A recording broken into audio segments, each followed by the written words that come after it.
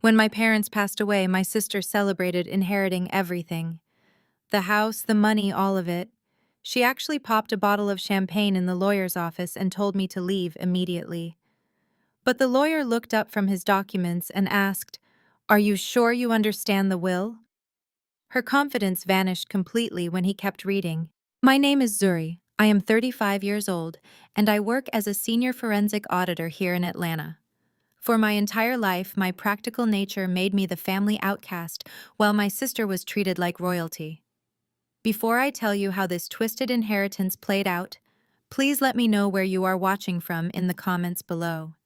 Hit that like button and subscribe if you have ever had to watch a toxic sibling get handed the world while you had to work for every single thing you own. You are going to want to hear exactly how I dismantled their perfect illusion. Sitting in Mr. Davenport's mahogany-paneled office that Tuesday morning felt like attending a coronation rather than a reading of a last will and testament. The air conditioning hummed quietly against the heavy silence of the room, but the tension was suffocating. Across the massive wooden table sat my younger sister, Chloe. At 32, she had built her entire identity around being a lifestyle influencer, a career entirely funded by our late parents, Calvin and Helena. Beside her sat her husband, Trent, a 36-year-old white man whose primary occupation seemed to be failing at venture capitalism while wearing expensive loafers paid for by my family. Mr. Davenport, a seasoned estate attorney who had known my parents for decades, adjusted his glasses and read the final distribution of assets. It was exactly the devastating blow I had braced myself for, yet hearing the words spoken aloud still sent a sharp ache through my chest. Chloe was to receive the $2,500,000 estate in Cascade Heights. She received the fleet of luxury vehicles. She received the entirety of the visible liquid assets, the investment portfolios, and the family trust. I sat completely still, keeping my face an unreadable mask. As a forensic auditor, I was trained to look at numbers without emotion, but these numbers represented a lifetime of being told I simply did not matter. My parents were obsessed with their standing in the Atlanta Black elite. They spent their weekends hosting lavish mixers for their Jack and Jill society friends, constantly curating an image of flawless prosperity. Chloe, with her perfectly styled hair, her designer outfits, and her endless hunger for the spotlight, was their ultimate trophy. My career in accounting was viewed as boring, cynical, and completely unglamorous. They never understood why I preferred financial stability over country club memberships and flashy vacations. The moment Mr. Davenport finished speaking the final provision granting Chloe the primary estate, my sister did something so incredibly callous it actually shocked the lawyer. She reached into her oversized designer tote bag, pulled out a chilled bottle of champagne, and popped the cork right there in the office. The loud crack echoed off the wood-paneled walls. She poured a glass for herself and one for Trent, completely ignoring the solemnity of the occasion. Chloe then reached down to the floor and hoisted a cheap plastic storage box onto the polished mahogany table. She shoved it across the smooth surface until it hit my hands. Inside were hundreds of faded, crumpled financial receipts, old utility bills, and meaningless tax documents from the early 2000s. "You can take your little bookkeeping skills and clear out your childhood bedroom by 5 o'clock this evening," Chloe said, taking a sip of her champagne and smirking at me. "Trent and I are moving into the master suite tonight, and we need your space for my new content creation studio. I suggest you start packing now." Trent leaned over and patted my shoulder with a condescending, heavily practiced smile. "It is nothing personal, Zuri," he said smoothly. "We just need to maximize the property value. But hey, you can always stay in the pool house if you pay us market rent. We would be happy to act as your landlords while you get your struggling finances in order." The sheer audacity of his offer made my blood boil. Trent had not worked a real job in 5 years. He routinely drained Chloe's bank accounts to fund his ridiculous startup ideas, and my parents had constantly bailed them out to prevent any public embarrassment. I did not cry. I did not raise my voice. I looked directly into Trent's pale eyes and then shifted my gaze to my sister. "Pay market rent to you?" I asked, my voice deadly calm. Just like how you generously let me pay my own college tuition by working two exhausting jobs, while Dad bought you a brand new Mercedes for getting a C average in communications. Chloe rolled her eyes and sighed loudly. You are always so bitter, Zuri. This is exactly why Mom and Dad left the legacy to me. I actually know how to carry the family name with grace instead of constantly acting like a jealous martyr. Just take your box of receipts and go. I gathered my purse and stood up from the heavy leather chair. There was no point in arguing with people who lived in a completely different reality. I had built a successful independent life for myself, without a single dime from Calvin and Helena. I did not need their money, but the blatant disrespect of leaving me literally nothing but a box of garbage was a final slap in the face from the grave. I turned toward the heavy oak door, my mind already calculating how quickly I could pack my few remaining possessions at the Cascade Heights house and erase these people from my life forever. Hold on, Chloe! Mr. Davenport's voice suddenly cut through the room, sharp and authoritative. I am not finished. Chloe lowered her champagne glass, a flicker of annoyance crossing her perfectly contoured face. What do you mean you are not finished? You just said the house and the accounts are mine. They are, the lawyer replied, turning a page in his thick binder. However, there is a recently added addendum to the will. A specific provision regarding a separate corporate entity. He looked over the top of his glasses directly at me. Zuri inherits the entirety of Apex Holdings LLC, including total executive control and all associated assets. For a second, the room was dead silent. Then Chloe threw her head back and let out a loud, mocking laugh. Apex Holdings. Are you kidding me? Dad abandoned that useless shell company back in the 90s. It was some failed real estate venture he started before I was even born. She turned to Trent, shaking her head in amusement. Congratulations, Zuri. You inherited a pile of dead paperwork to go with your box of receipts. Do not spend it all in one place. Trent chuckled along with her, clearly relieved that my inheritance was nothing but an empty corporate title. Well, at least it fits her resume, he muttered. Mr. Davenport did not smile. He simply pulled a sealed manila folder from beneath his binder and extended it toward me. I walked back to the table and took the folder from his hands. The cardstock was heavy, and as I turned it over, my breath caught slightly in my throat. On the back flap of the folder, stamped in deep red ink, was a fresh, highly classified seal from a premier Swiss banking institution. This was not old paperwork from a dead company. This was an active, highly secure international asset profile. My years of forensic auditing kicked in immediately. My mind raced through the possibilities. Why would a defunct shell company from the 90s require offshore banking security in the present day? I looked at Mr. Davenport, but his face gave nothing away. He simply gave me a very small, almost imperceptible nod. Chloe and Trent were too busy finishing their champagne to notice the seal or the sudden shift in the room's energy. They were completely blinded by their own arrogance, convinced they had won the ultimate victory. I clutched the folder tightly against my side, a strange new adrenaline rushing through my veins. I will have my things out of the house by 5. I told Chloe, my voice completely devoid of the anger I had felt just moments before. Enjoy your champagne. As I walked out of the office and into the warm Atlanta afternoon, my fingers traced the raised edges of the Swiss bank seal. My parents had treated me like an afterthought my entire life, but they had fundamentally misunderstood who I was. They thought they were leaving me an empty title. They had no idea they had just handed the family scapegoat the ultimate key to a locked door. The drive to Cascade Heights took exactly 22 minutes, but pulling through the wrought iron gates of my childhood home felt like crossing into a different dimension.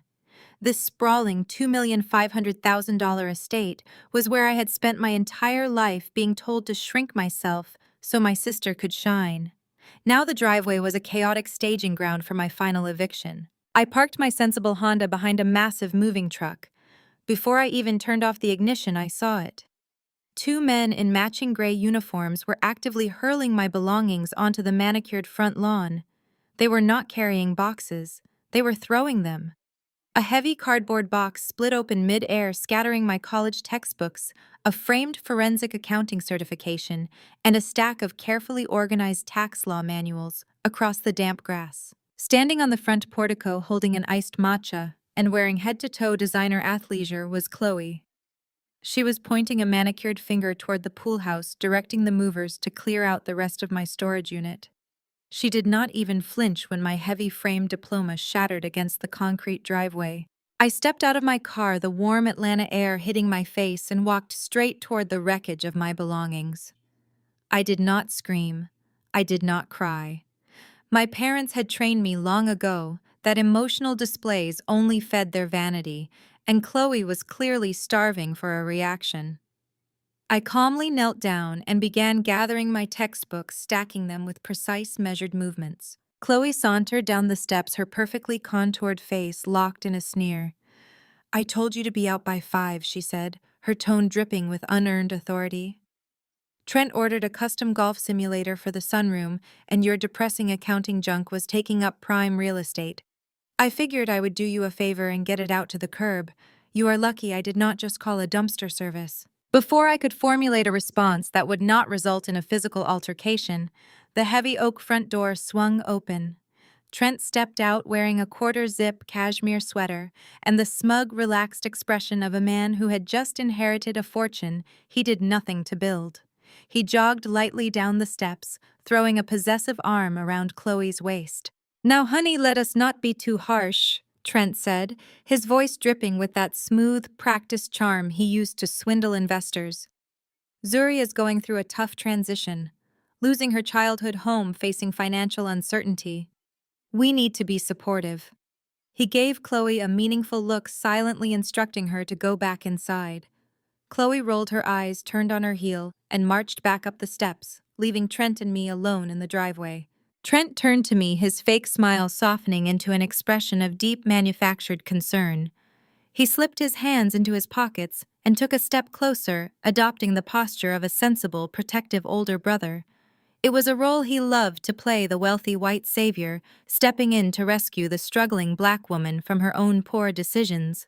"Zuri, I want to talk to you about that little stunt at the lawyer's office." He began, his tone patronizingly gentle. "I know you are upset. I know it hurts to see Chloe get the estate. But that LLC your dad left you, Apex Holdings, it is not the win you think it is." I stood up, holding my stack of textbooks against my chest, and stared at him. "Go on," I said, letting him dig his own grave. "I ran some quick searches while we were driving back," Trent said, pulling a folded piece of paper from his pocket. "That shell company has been dormant for decades. Do you know what happens to dormant LLCs? Corporate tax liabilities accumulate. State franchise fees compound.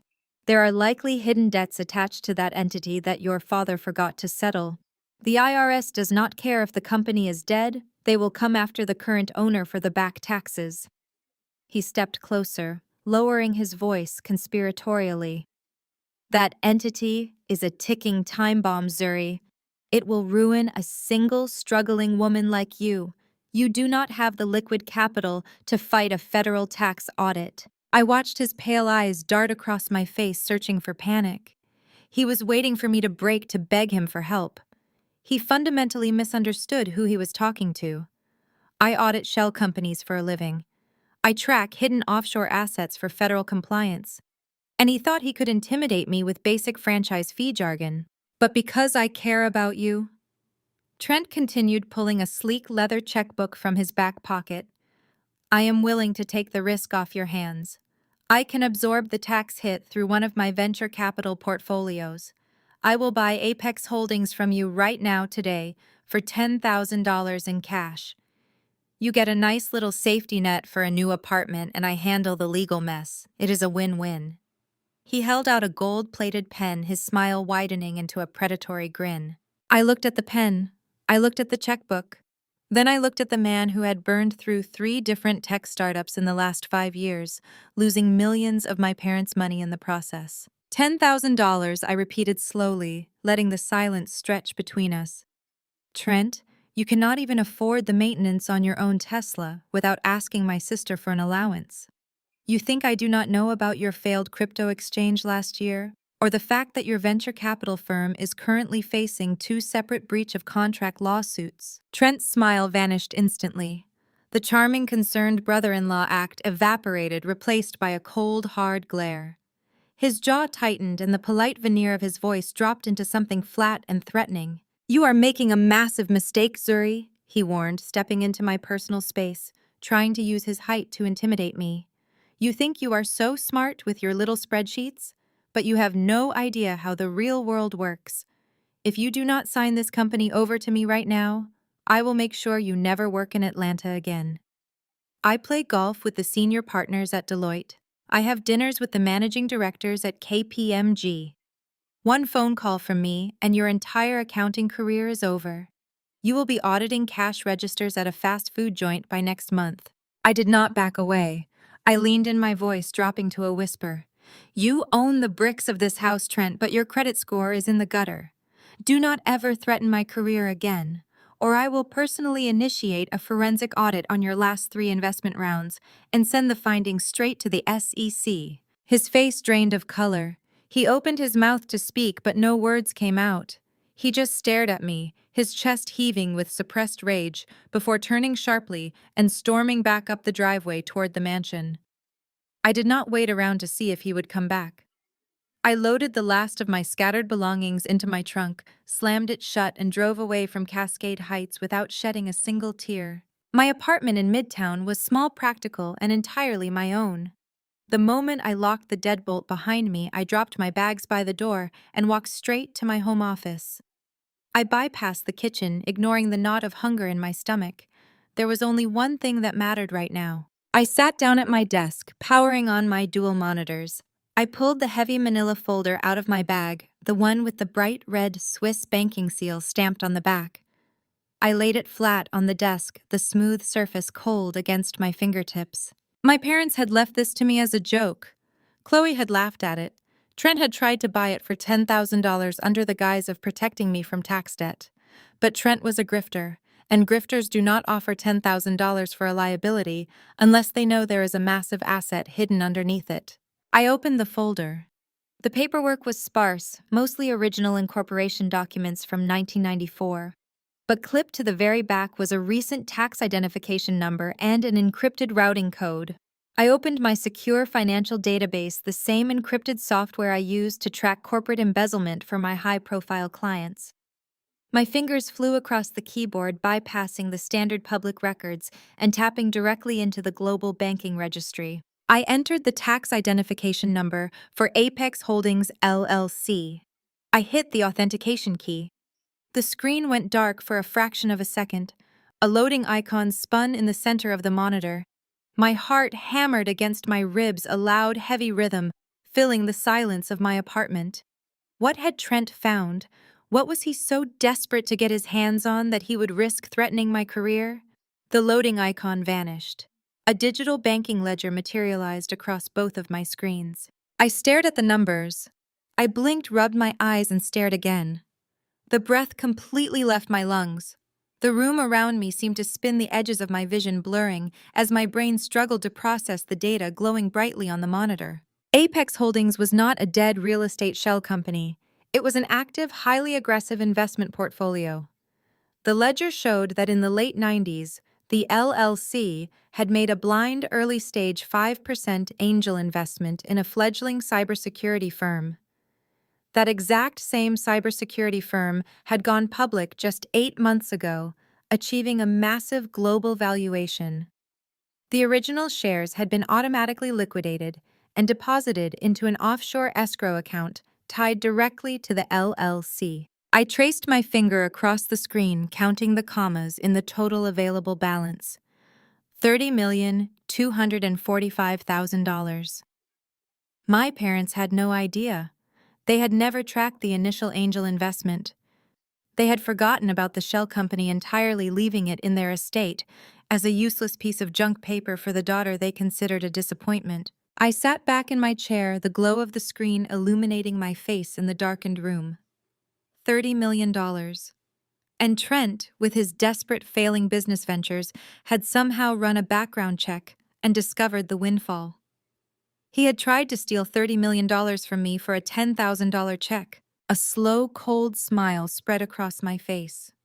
They thought they had left me with absolutely nothing. They thought they had won. But they had just handed a forensic auditor the keys to a financial empire. I did not scream. I did not jump up and down or pop a bottle of cheap champagne the way my sister had done hours earlier. When you look at a screen displaying $30,245,000, your brain initially refuses to accept the math. You assume there is a glitch in the software, a misplaced decimal point, or a phantom entry from an outdated database. As a senior forensic auditor, I do not believe in luck, and I certainly do not believe in miracles. I believe in verifiable data. So I sat in the absolute silence of my apartment and went to work. I ran the tax identification number for Apex Holdings through 3 different encrypted verification channels. I cross-referenced the holding parameters and pulled the original incorporation logs. The data was completely flawless. Apex Holdings was not a dead real estate shell company. It was an active, highly aggressive investment portfolio that had been operating in the shadows for decades. The digital ledger revealed the entire story. In 1994, my father had taken a gamble and made a blind early-stage 5% angel investment in a fledgling cybersecurity firm.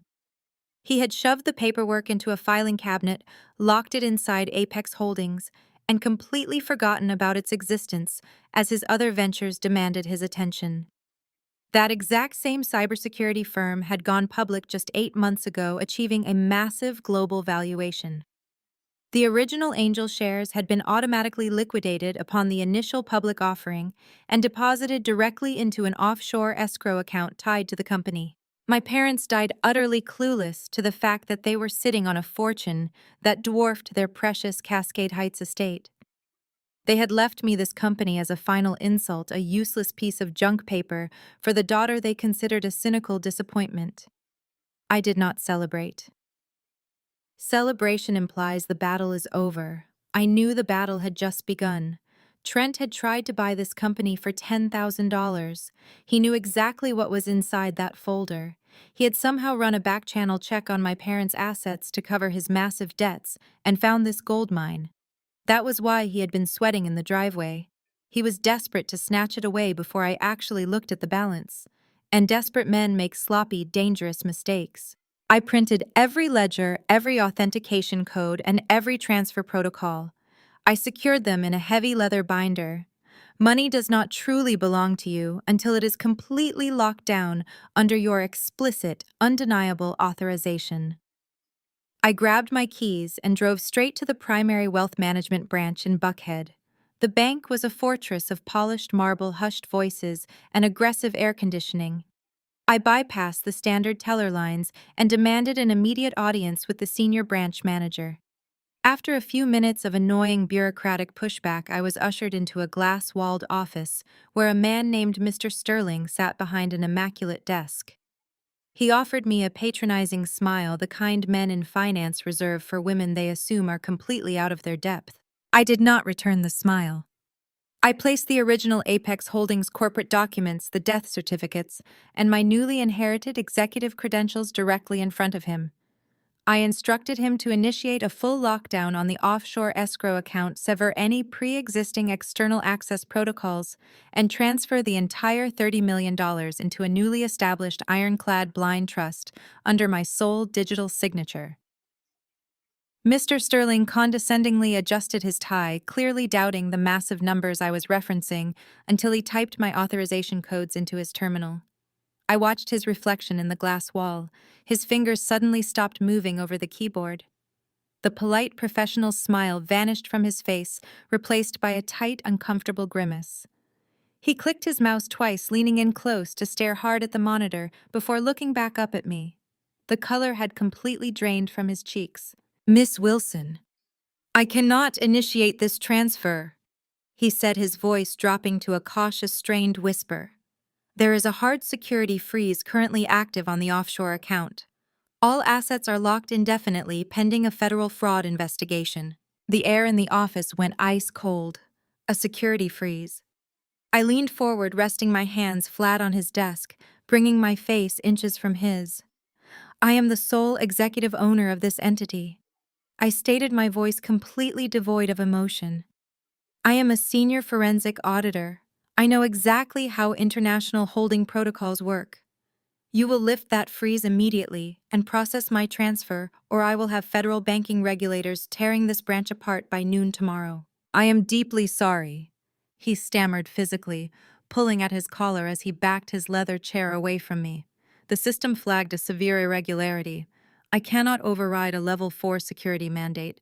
The funds absolutely cannot be moved. My chest tightened as the sickening familiar sensation washed over me. I had felt this exact same suffocating anger exactly 14 years ago. I was a sophomore in college, working the grueling night shift at a 24-hour diner to pay my tuition when my debit card was declined for a simple grocery purchase. I had gone to the bank the next morning exhausted and terrified, only to discover that my entire financial identity had been destroyed. Chloe had stolen my social security number to open 5 different high-limit credit cards. She had maxed them all out on designer handbags, luxury resort vacations, and VIP club tables just to impress her wealthy sorority sisters. She had utterly ruined my credit score before I was even 20 years old. When I brought the police report to my parents demanding she face the consequences of felony identity theft, my father had snatched the paper from my hands and ripped it into pieces right in front of me. He told me I was being vindictive and petty. My mother had actually cried not for me, but for Chloe. She begged me to swallow the massive debt, claiming a felony charge would ruin Chloe's bright future and destroy her chances of marrying into Atlanta's high society. "You are just going to be a boring accountant, Zuri," my mother had said, her voice dripping with disdain. "Chloe is destined for greatness. You cannot put a criminal record on her. You will ruin the family name over a few silly credit cards." They forced me to take the fall. They made me work a second job for 2 exhausting years to pay off my own sister's fraud, all to protect the golden child's flawless reputation. The sheer injustice of it had burned a hole in my stomach for years. I had eaten instant ramen and studied under flickering library lights while Chloe paraded around Buckhead with stolen wealth. I had swallowed that bitter pill because I had no power and no resources to fight them. I was not that helpless, exhausted college student anymore. I looked Mr. Sterling dead in the eye and slammed my hand flat on his desk. I demanded to see the irregularity log right now. I demanded to know exactly what had triggered the federal freeze on my $30 million account. He turned his monitor toward me, his hands physically shaking as he pointed to the screen. The security log displayed a massive unauthorized wire transfer attempt initiated exactly 3 hours ago. Someone had tried to drain the entire $30,245,000 and funnel it directly into an untraceable private equity account in the Cayman Islands. "Who initiated this transfer?" I asked, my voice deadly quiet. Mr. Sterling swallowed hard, his eyes darting nervously toward the glass door. "A man named Trent Blackwood. He came into the branch right at opening this morning. He presented a comprehensive notarized power of attorney signed by your sister Chloe. The document claimed that Chloe was the sole executor of the entire Calvin and Helena Wilson estate, granting Trent complete executive authority to liquidate all associated assets, including Apex Holdings. Trent had forged federal documents. Chloe had committed perjury to claim the entire estate, attempting to steal the company she had just mocked me for inheriting in the lawyer's office. Trent was not just a grifter, he was a criminally arrogant one. He genuinely believed that a forged power of attorney and a smooth smile would allow him to bypass international money laundering protocols. The transfer had failed solely because international banking regulations require a mandatory holding period for overseas wires exceeding $10 million, which immediately triggered an automatic security review. Trent had tried to rob me blind while Chloe was literally popping champagne and telling me to clear out of my childhood bedroom. They thought I was stupid. They thought they had outsmarted me again. I stared at the failed transfer log, my forensic auditor instincts locking firmly into place. The game was no longer about simply defending my inheritance. It was about absolute total financial destruction. I did not just block Trent from the account. I completely obliterated his digital footprint within the Swiss banking network. Working directly with the International Fraud Division, I spent 3 grueling hours locking down every conceivable entry point into Apex Holdings. I established a biometric authentication protocol that required my physical presence or my encrypted voice signature to move a single cent. I watched the security logs in real time as Trent frantically tried to initiate the transfer 4 more times using different virtual private networks. Each attempt was automatically flagged denied and added to the growing file of his federal wire fraud violations. He was a rat trapped in a digital maze, and I had just sealed the only exit. I finally closed my laptop well past midnight, the adrenaline slowly giving way to a deep, satisfying exhaustion. For the first time in my life, I held the absolute upper hand. But I knew my sister and I knew that a cornered narcissist never simply surrenders. When Chloe realized she could not manipulate the banking system behind closed doors, she did what she always did. She turned herself into a public victim. The retaliation began the next morning before I even reached my office at the accounting firm. My phone started vibrating in the cup holder of my car, buzzing, with a relentless, angry rhythm. By the time I parked in the downtown garage, I had 47 missed calls, hundreds of text messages from unknown numbers, and a flood of social media notifications that was draining my battery. I sat in the driver's seat and opened my social media application. My stomach plummeted. Chloe had posted a 10-minute video to her 500,000 followers. It was a masterclass in calculated, weaponized vulnerability. She sat on the floor of our parents' immaculate Cascade Heights living room, wearing an oversized sweater that swallowed her small frame. Her makeup was deliberately minimal, designed to make her look pale and fragile. The lighting was perfectly adjusted to catch the single tear rolling down her cheek. She stared directly into the camera and delivered an Oscar-worthy performance. She told her followers that she was living a nightmare. She claimed that while she was trying to mourn the sudden tragic loss of our beloved parents, a bitter, estranged family member was actively trying to destroy their legacy. She never said my name out loud, but she did not have to. She painted a picture of a jealous, greedy woman who had always hated the family, someone who was now using shady legal loopholes to steal the very home Chloe grew up in. She cried about how she and Trent were facing financial ruin because this unnamed monster had frozen their accounts out of pure malicious spite. She begged her followers for prayers and support, claiming she felt entirely unsafe in her own city. The comments section was a terrifying echo chamber of blind rage.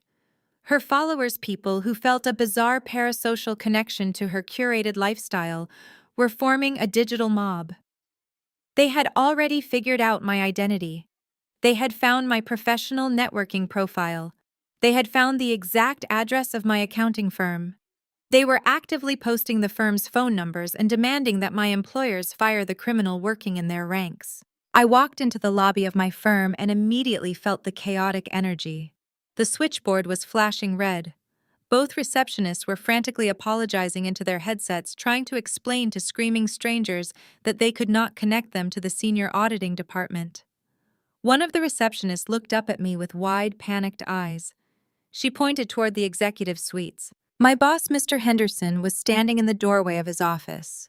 He was a conservative, risk-averse man who valued corporate reputation above all else.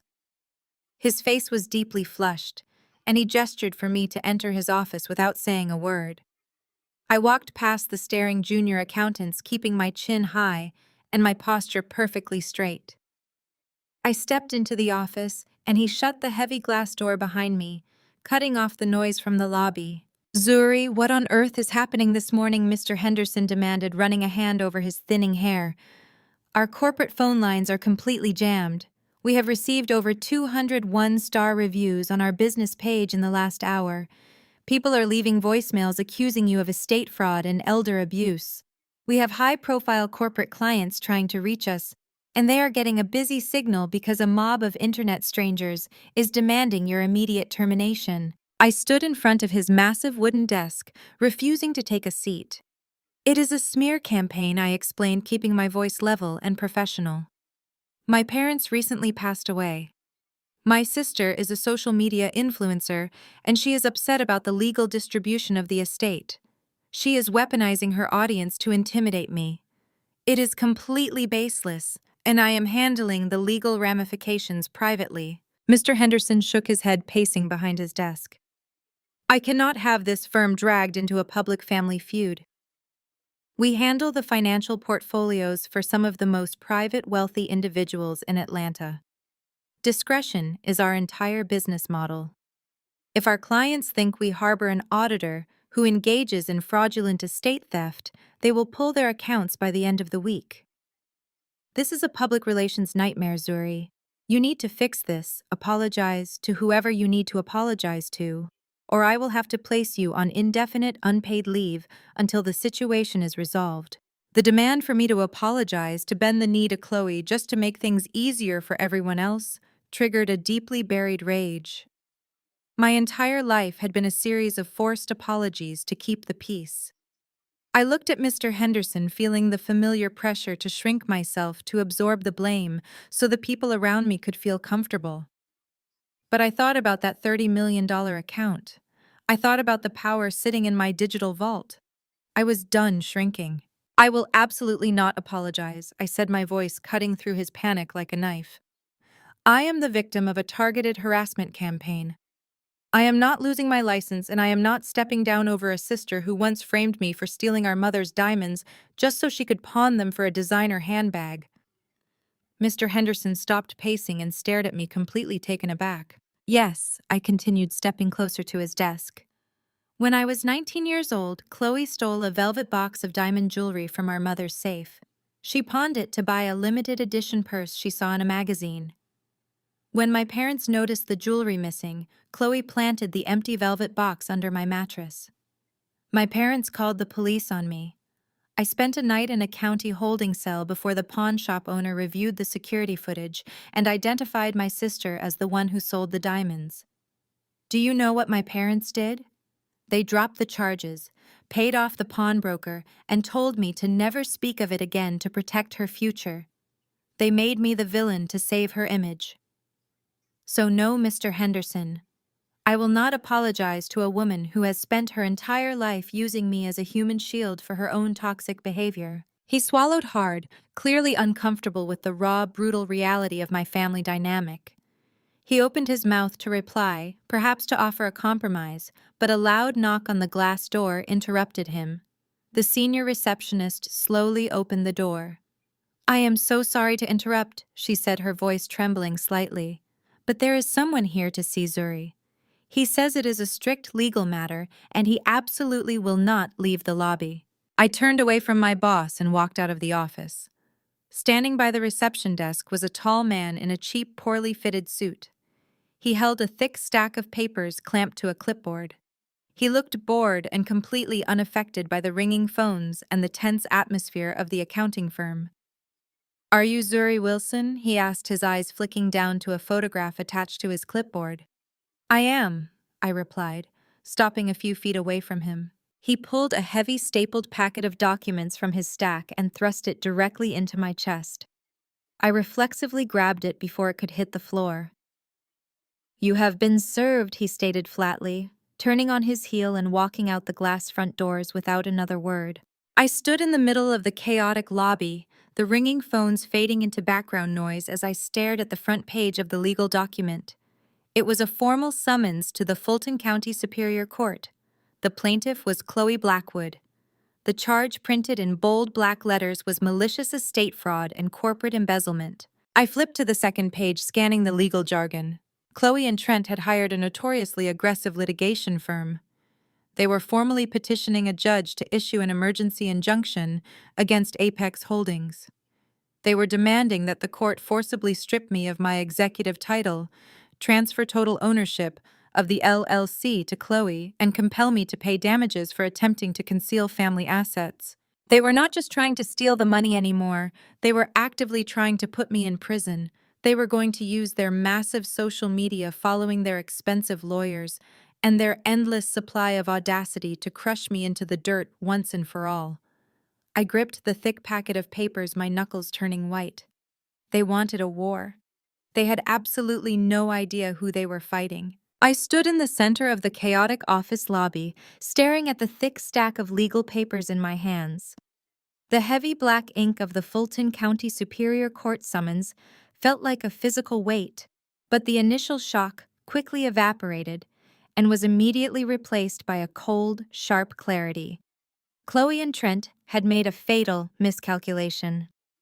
They assumed a lawsuit would terrify me into submission. They thought the threat of a courtroom battle would force me to hand over the $30 million Swiss account just to make the public nightmare go away. They forgot that a courtroom is built entirely on evidence, and analyzing evidence is exactly what I do best. I walked back to my desk, ignoring the ringing phones and the nervous glances of my coworkers. I pulled up a blank document on my computer and began drafting a response to their legal counsel. I was not just going to file a standard defense, I was going to launch a brutal, aggressive countersuit. Chloe was suing me for estate fraud, claiming I had maliciously concealed assets to steal her rightful inheritance.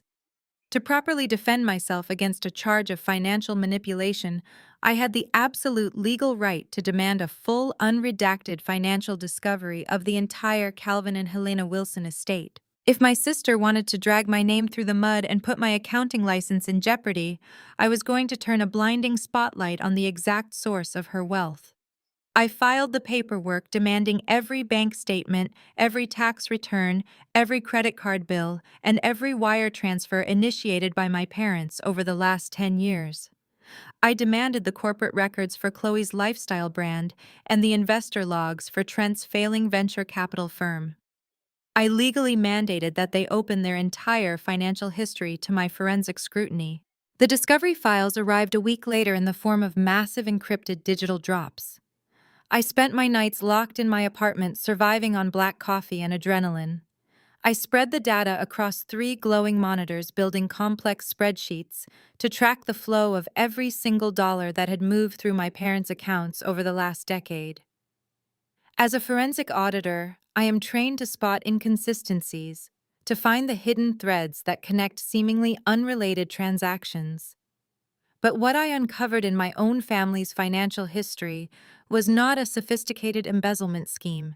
It was a tragedy of sheer pathetic vanity. My parents were completely broke. I sat back in my chair, staring at the cascading columns of red numbers on my screen. The flawless image of prosperity they had curated for the Atlanta elite was a total fabrication built on a crumbling foundation of massive compounding debt. I started tracing the outflows from their primary checking and savings accounts. The numbers did not match their lavish lifestyle. To keep up appearances, my parents had been quietly liquidating their assets for years. I pulled up their retirement portfolios and felt a sharp twist of anger in my chest. They had completely drained their 401k accounts, taking massive federal penalties for early withdrawals. They had cashed out safe, reliable mutual funds that had been growing since the 80s. I followed the money trail to see exactly where all that liquidated cash was going. It was not going towards smart investments or secure real estate. It was being funneled directly into multiple limited liability companies registered to Chloe and Trent. I pulled up the itemized receipts and cross-referenced them with the dates on my sister's social media accounts. The reality of their financial situation was staggering. I saw a wire transfer for $50,000 sent to a shady digital marketing firm that specialized in buying fake followers and generating bot engagement. That was the secret behind Chloe's rapid organic rise to influencer stardom. My parents had literally purchased her audience so she could look important on the internet. I found a credit card statement showing a $30,000 charge for a first-class flight and a luxury overwater villa in the Maldives. I vividly remembered Chloe posting dozens of photos from that trip, captioning them as an exclusive sponsored brand partnership. It was never a sponsored trip. My parents had subsidized the entire illusion-paying retail price, so their golden child could pretend she was highly sought after by luxury travel companies. The anger I felt was profound and suffocating. I thought about the years I spent working double shifts at the diner, eating instant noodles, and studying until my eyes burned just to pay my basic college tuition. I remembered begging my father for $50 to help cover the cost of a required accounting textbook and being told that I was a financial burden who needed to learn how to stand on my own 2 feet. While I was scraping together pennies to build a legitimate career, my parents were secretly wiring thousands of dollars a week to Chloe just to fund a fake life purely because her validation in wealthy social circles was the only thing they actually cared about. They literally bled themselves dry to buy their favorite daughter a costume. Trent was no better. I tracked hundreds of thousands of dollars transferred directly from my parents' dwindling savings into his various startup accounts. He pitched himself as a brilliant venture capitalist, but his entire firm was entirely propped up by my parents' money. Every time one of his ridiculous app ideas failed, my father would quietly write him another massive check to cover the losses and keep up the illusion that Trent was a successful businessman.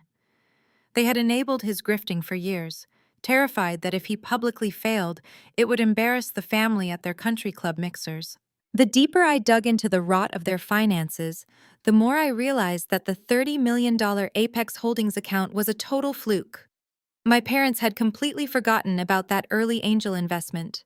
If they had known it existed, they absolutely would have drained it to buy Chloe more fake followers or fund another one of Trent's doomed crypto schemes. The fact that the Swiss account had remained hidden was the only reason the money still existed. I rubbed my tired eyes, the blue light of the monitors casting long shadows across my small office. I had the evidence I needed to destroy their lawsuit. I could prove in court that Chloe had already received millions of dollars from the estate while my parents were still alive, and that her claim of being cheated out of her inheritance was mathematically absurd. But my forensic instincts were still buzzing. There was one massive missing piece to the puzzle. If my parents had drained all their liquid assets and retirement funds, how were they continuing to afford the property taxes and maintenance on the Cascade Heights mansion? Chloe had been so incredibly proud to inherit that house. She had literally thrown my belongings onto the lawn to claim her throne, believing she had secured a multi-million-dollar piece of pristine real estate. I switched my focus from the banking ledgers to the county property databases. I accessed the Fulton County Public Records and typed in the address of the Cascade Heights estate. I pulled the current deed and requested the full history of all attached liens and financial encumbrances. The document loaded on my screen, and I leaned in close, reading the fine print of the property history. I expected to see a standard mortgage perhaps slightly behind on payments given their cash flow issues. Instead, I found a horrifying trail of desperate financial decisions.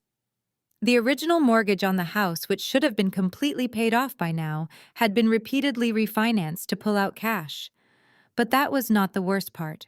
Right beneath the primary mortgage filing was a fresh recording dated just 4 months before my parents' fatal car accident. In a final desperate attempt to keep their fake lifestyle afloat, my parents had gone to a predatory high-risk private lender. They had taken out a massive, heavily leveraged second mortgage on the property. The terms of the loan were absolutely brutal. It carried an astronomical interest rate and a balloon payment structure that required an enormous sum of cash to be paid within a desperately short time frame. They had leveraged every single ounce of equity left in the property to borrow money they had no realistic way of paying back. I stared at the total debt attached to the deed. The Cascade Heights mansion was not a $2.5 million asset. It was entirely completely underwater. The total debt owed to the private lender vastly exceeded the market value of the home itself. Chloe had popped champagne in the lawyer's office. She had gloated about taking the master suite and building her content creation studio. She thought she had inherited the crown jewel of the family legacy. She had absolutely no idea that she had just inherited a multi-million-dollar debt trap. She did not own a mansion. She owned a ticking time bomb, and based on the terms of the predatory loan, the wolves were already at the door. I did not sleep that night. I sat at my desk as the sun slowly began to rise over the midtown skyline, the harsh blue light of my dual monitors reflecting in my tired eyes. I had spent the last 8 hours dissecting the financial ruin of my parents' estate, tracing every desperate loan and every reckless wire transfer. Chloe thought she had won the ultimate prize. She had publicly humiliated me, evicted me from my childhood home, and positioned herself as the wealthy, grieving heiress of the Wilson legacy. She had no idea she was sitting on a throne of crushing predatory debt. I compiled the most damaging documents into a sleek black leather portfolio. I printed the records of the depleted retirement accounts, the wire transfers funding her fake social media following, and the ultimate death blow, the deed to the Cascade Heights mansion bearing the massive high-interest second mortgage. I slipped the portfolio into my briefcase, picked up my phone, and typed a single text message to my sister. Meet me at Le Petit Café in Buckhead at 10 this morning. If you do not show up, I am sending the entire financial discovery file of our parents' estate directly to your corporate sponsors and the local press. She read the message immediately. 3 minutes later, she replied with a simple, begrudging confirmation. The cafe was a notoriously upscale establishment nestled in the heart of Atlanta's wealthiest retail district.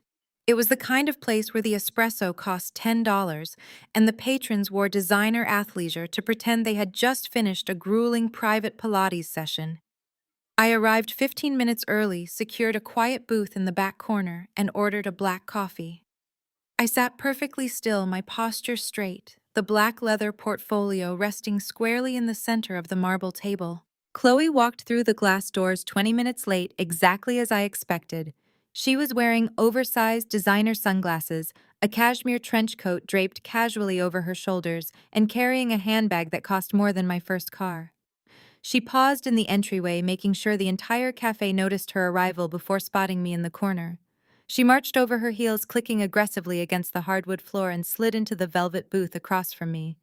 She did not take off her sunglasses. "I do not have time for this, Zuri," she began, her tone dripping with practiced exasperation. "Trent is meeting with our legal team to finalize the injunction against your little shell company. So whatever desperate apology you dragged me down here to make it quick. I have a brand partnership call at noon." I did not flinch. I did not raise my voice. I simply unclasped the black leather portfolio and slid the first stack of bank statements across the marble table. "There will be no apology, Chloe," I stated, my voice cold and entirely devoid of emotion. "I am here to give you a reality check. You sued me for estate fraud. You demanded a full financial discovery to prove I was hiding assets. I countersued and pulled the exact same records. You should have consulted an actual accountant before opening the books on our parents' lives." Chloe let out a sharp, condescending laugh. She picked up the top piece of paper with two manicured fingers, barely glancing at the numbers. "You think a few spreadsheet printouts are going to intimidate me? You are completely out of your depth, Zuri. We are taking Apex Holdings. You stole that company, and the judge is going to hand it right back to the rightful executor of the estate." "Look at the dates on those wire transfers, Chloe," I instructed, tapping the paper. "Look at the withdrawals from their 401k accounts. Our parents did not have any money left. They completely drained their retirement funds to pay for your luxury vacations, your designer clothes, and the digital marketing firm you hired to buy yourself 500,000 fake followers. They were actively going bankrupt trying to fund the illusion of your influencer lifestyle." Chloe finally lowered her sunglasses, her eyes narrowing as she scanned the highlighted rows of bank transfers. For a fraction of a second, I expected to see shock. I expected to see the devastating realization that she had bled her own parents dry. But her expression did not soften. Instead, her lips curled into a hard, arrogant sneer. She tossed the paper back onto the table. "And what exactly is your point, Zuri?"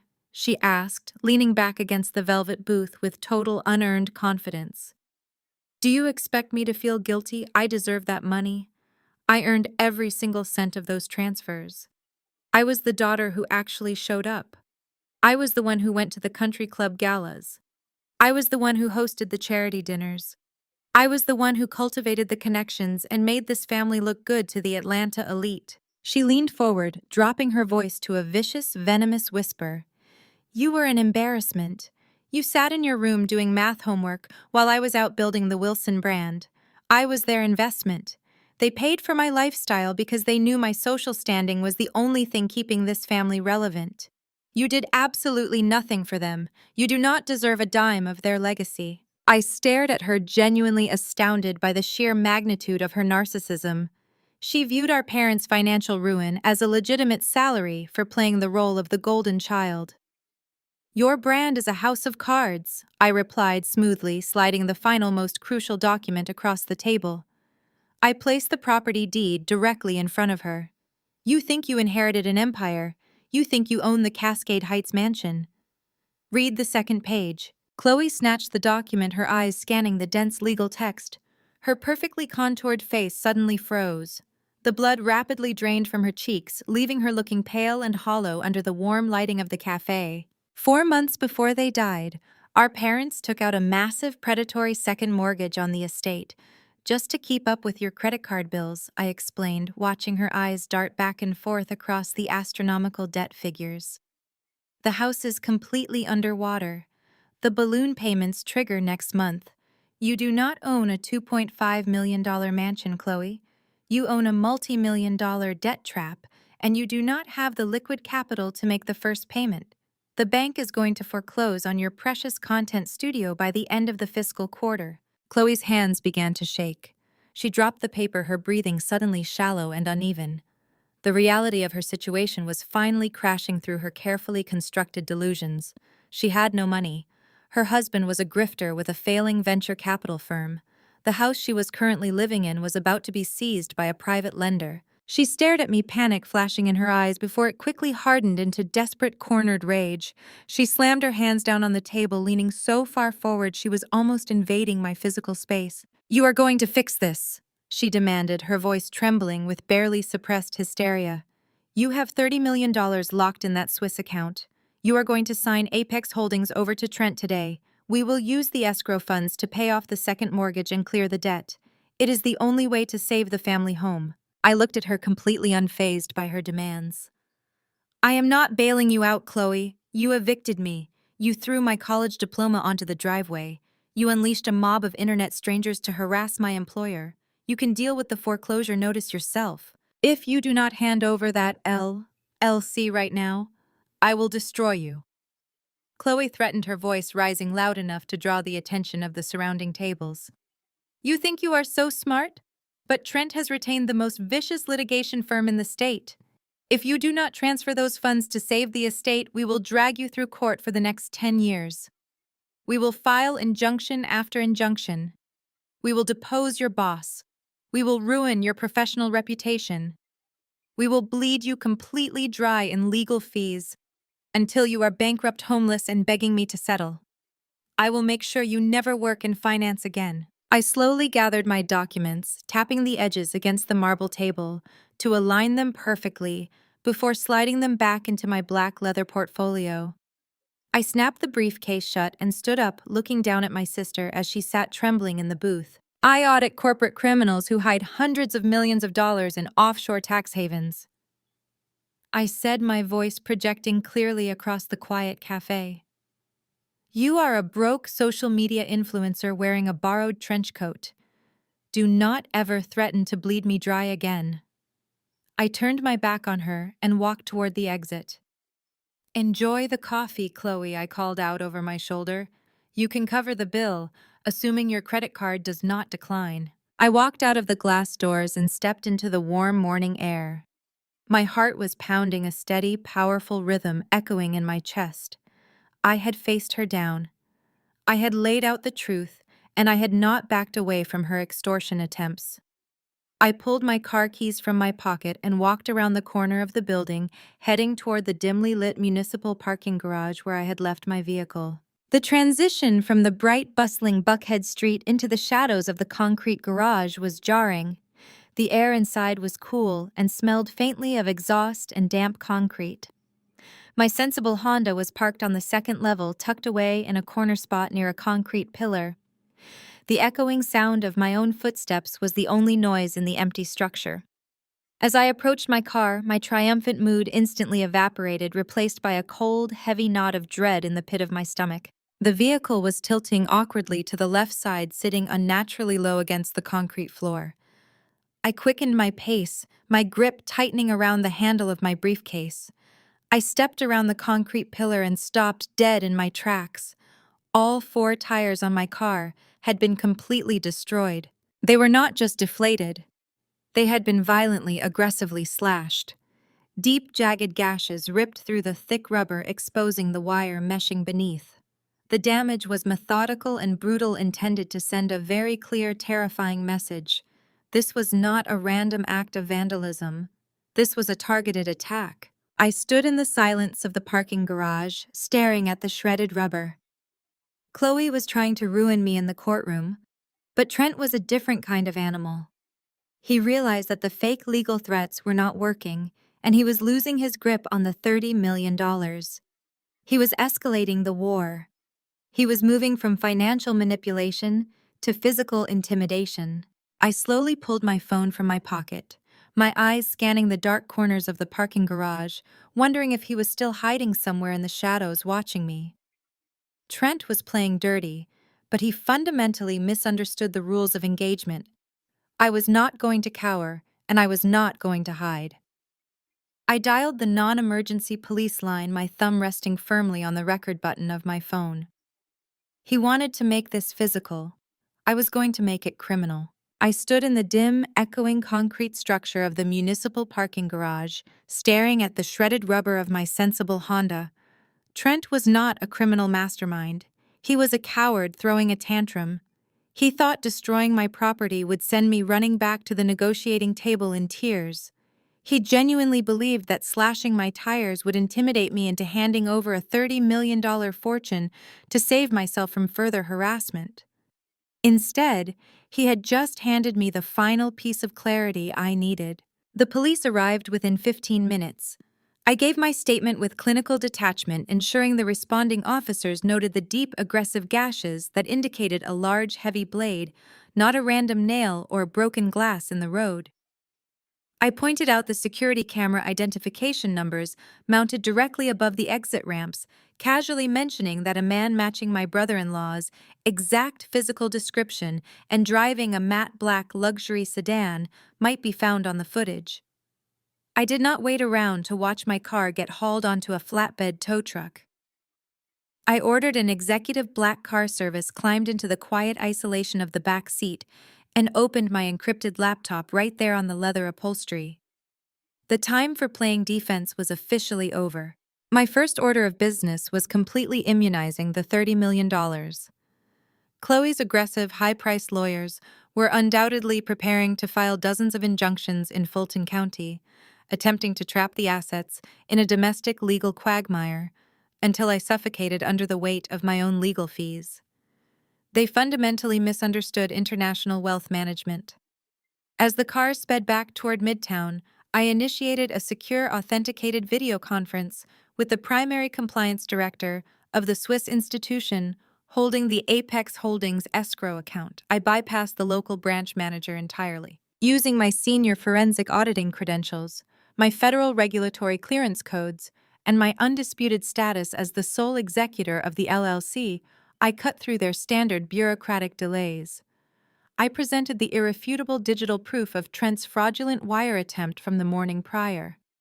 I invoked international asset protection protocols, legally dissolving Apex Holdings as a domestic entity and executing a zero-footprint transfer. I moved the entirety of the $30,245,000 into an ironclad, irrevocable blind trust based in Liechtenstein. I named myself the sole beneficiary, completely stripping away all domestic executive titles that Chloe's lawyers could legally target or subpoena. By the time my driver pulled up to my apartment building, the money was a ghost. It was completely untraceable, legally untouchable, and forever out of Chloe's manicured reach. I walked into my apartment, locked the heavy deadbolt, and immediately went to my home office. I fired up my dual monitors, the harsh blue light illuminating the dark room. Trent wanted to escalate this to physical intimidation. It was time to find out exactly why he was sweating through his designer cashmere sweaters. Desperate men do not slash tires in public parking garages over mere greed. They slash tires because they are terrified. I needed to know exactly what was hunting Trent Blackwood. I logged into my firm's proprietary background investigation software, a highly restricted tool usually reserved for unmasking corporate embezzlers before federal indictments are handed down. I fed Trent's social security number, his various limited liability companies, his past tax filings, and his known banking associates into the algorithm. I bypassed the polished, curated surface of his LinkedIn profile and ruthlessly pierced the corporate veil of his entire business history. The data began populating across my screens, painting a pathetic, infuriating picture. Trent was not a venture capitalist. He was a financial parasite. The records showed a digital graveyard of failed tech startups spanning the last 7 years. He had launched a cryptocurrency exchange that folded within 6 months amidst accusations of missing client funds.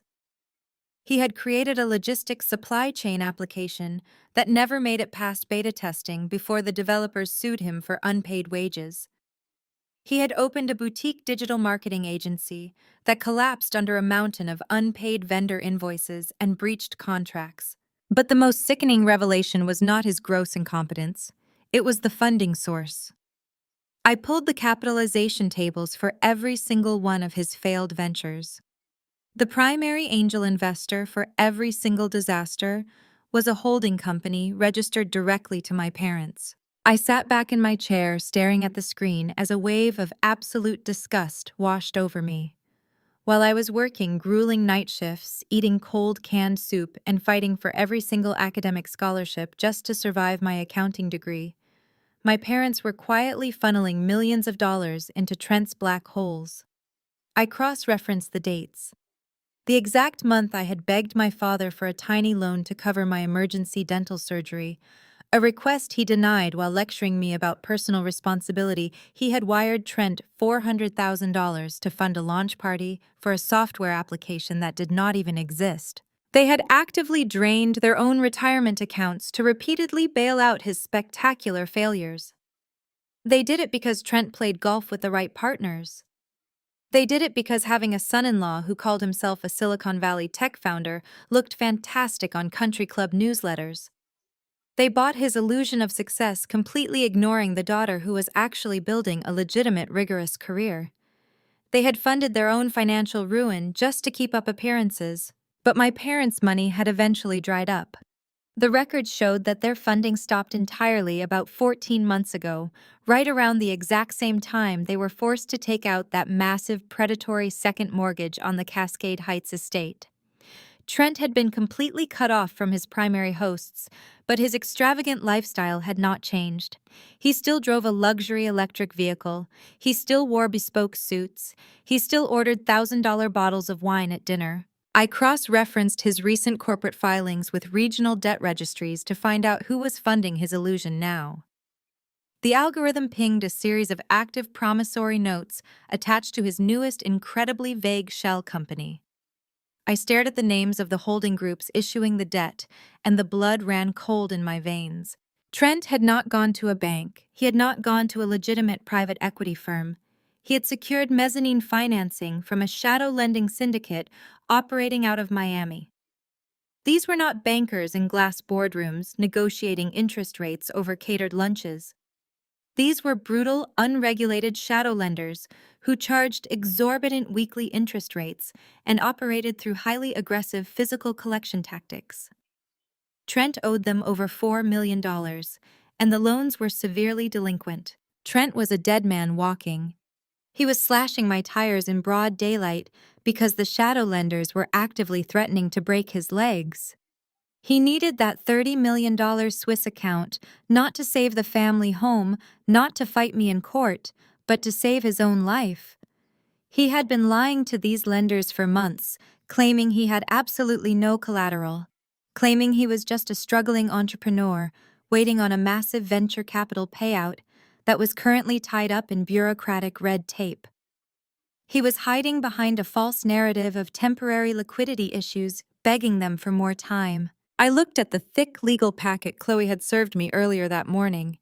In her arrogant haste to claim the family throne and publicly humiliate me, she had filed the estate documents in the public probate court. She had proudly legally declared under penalty of perjury that she and Trent were the sole inheritors and rightful owners of the Cascade Heights mansion, an asset they publicly claimed was worth nearly $3 million. They had stamped their names onto the deed for the whole world to see, completely ignoring the massive second mortgage attached to it. They just wanted the public title. I opened a secure encrypted email server routed through 3 different international virtual private networks. I attached the official publicly available probate filing that listed Trent Blackwood as the new legal owner of the sprawling Cascade Heights estate.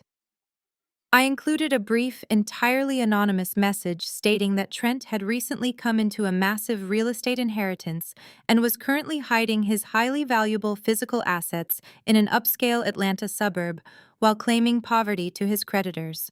I hit send, routing the documents directly to the contact email addresses of the Miami shadow lenders. Trent wanted to play dirty in a parking garage and threaten my physical safety. I just sent the real monsters straight to his front door. It took exactly 36 hours for the dominoes to start falling. I knew the shadow lenders in Miami would not waste time with formal demand letters or cease and desist notices. They operated entirely outside the bounds of the traditional legal system. When you owe men like that $4 million, they do not send lawyers, they send collectors. I was sitting at my kitchen island, drinking my morning coffee, when the motion alerts from the Cascade Heights smart home system began flooding my phone. When Chloe had illegally evicted me from the house she had been so incredibly obsessed with changing the physical deadbolts and claiming the master bedroom that she completely forgot about the digital infrastructure. The entire property was hardwired with high-definition security cameras and audio sensors, all registered to an administrator account linked directly to my personal email. I had never bothered to log out. I opened the application and tapped on the live feed for the front gate. 3 matte black Cadillac Escalades had just violently hopped the curb, bypassing the security keypad entirely and parking at harsh, aggressive angles across the pristine circular driveway. 4 massive men stepped out of the vehicles. They were not wearing suits. They were wearing heavy leather jackets and moved with a terrifying synchronized efficiency. I switched the camera view to the front porch just as the lead enforcer began pounding his fist against the custom mahogany double doors. The force of his blows actually shook the camera casing. He did not ring the bell. He just kept hammering his fist against the wood until the door finally cracked open. Chloe stood in the entryway clutching her silk morning robe. Her face was pale, and her usual perfectly curated posture immediately crumpled into a defensive shrink. The audio feed was crystal clear. I turned up the volume on my phone, listening as the reality of Trent's financial crimes crashed directly onto her front porch. "Where is your husband?" the lead enforcer demanded, his voice a low, gravelly threat that echoed across the quiet suburban lawn. "He is not here," Chloe stammered, her voice high and trembling. "He is at the office. You cannot just come to my house like this. I will call the police." The man laughed. It was a cold, dead sound. "Call them. Tell them your husband took $4 million from a private syndicate in South Beach and missed his last 3 balloon payments. Tell them he has been ignoring our phone calls because he claimed he was broke. But then we get a very interesting email showing he just inherited this massive estate. You do not get to live in a mansion while holding our money." "I do not know what you are talking about," Chloe cried, stepping back as the man placed his heavy boot directly across the threshold, preventing her from closing the door. "We want our money, Mrs. Blackwood," the man stated, leaning into her personal space. "We know he is inside. We know his car is in the garage. You have until 5 o'clock today to wire the delinquent balance. If the funds do not clear by sunset, we are coming back inside and we are going to start liquidating his physical assets, starting with his kneecaps." "Please," Chloe begged, pointing frantically toward the closed garage doors. "We have money. We have assets. There is a brand new Mercedes G-Wagon and a Porsche Panamera in that garage. They are completely paid off. They belong to the estate. I can get you cash today. Just give me a few hours. I will sell them right now." The enforcer stared at her with absolute disgust. "We are not used car salesmen. We want cash. You have until 5. The men turned around, walked back to their Escalades, and sped off the property, leaving deep tire tracks across the manicured front lawn. Chloe immediately collapsed against the doorframe, hyperventilating. I watched her pull out her phone and frantically dial a number, screaming into the receiver the moment the line connected. She was screaming for Trent, demanding he come out of hiding. I closed the application and set my phone face down on the kitchen island. Chloe thought she was smart. She thought she could just liquidate our parents' luxury vehicles to quickly buy her way out of Trent's lethal debt. She was operating under the delusion that those cars were unencumbered estate assets waiting to be turned into cash. I grabbed my keys and my coat. I knew exactly where she was going. There was only one exotic auto brokerage in Buckhead that handled same-day cash acquisitions for high-end luxury imports. And it was the exact same dealership our father had patronized for the last 15 years. I wanted a front row seat to this specific financial execution. I arrived at Atlanta Luxury Motors 20 minutes later. The dealership was a massive, pristine glass cube situated on a prime corner of Peachtree Road. The showroom floor was spotless, filled with gleaming European sports cars and smelling faintly of expensive leather and polished rubber. I bypassed the receptionist, walked straight toward the back corner of the showroom, and casually positioned myself behind a towering indoor ficus tree near the customer lounge. I blended perfectly into the background.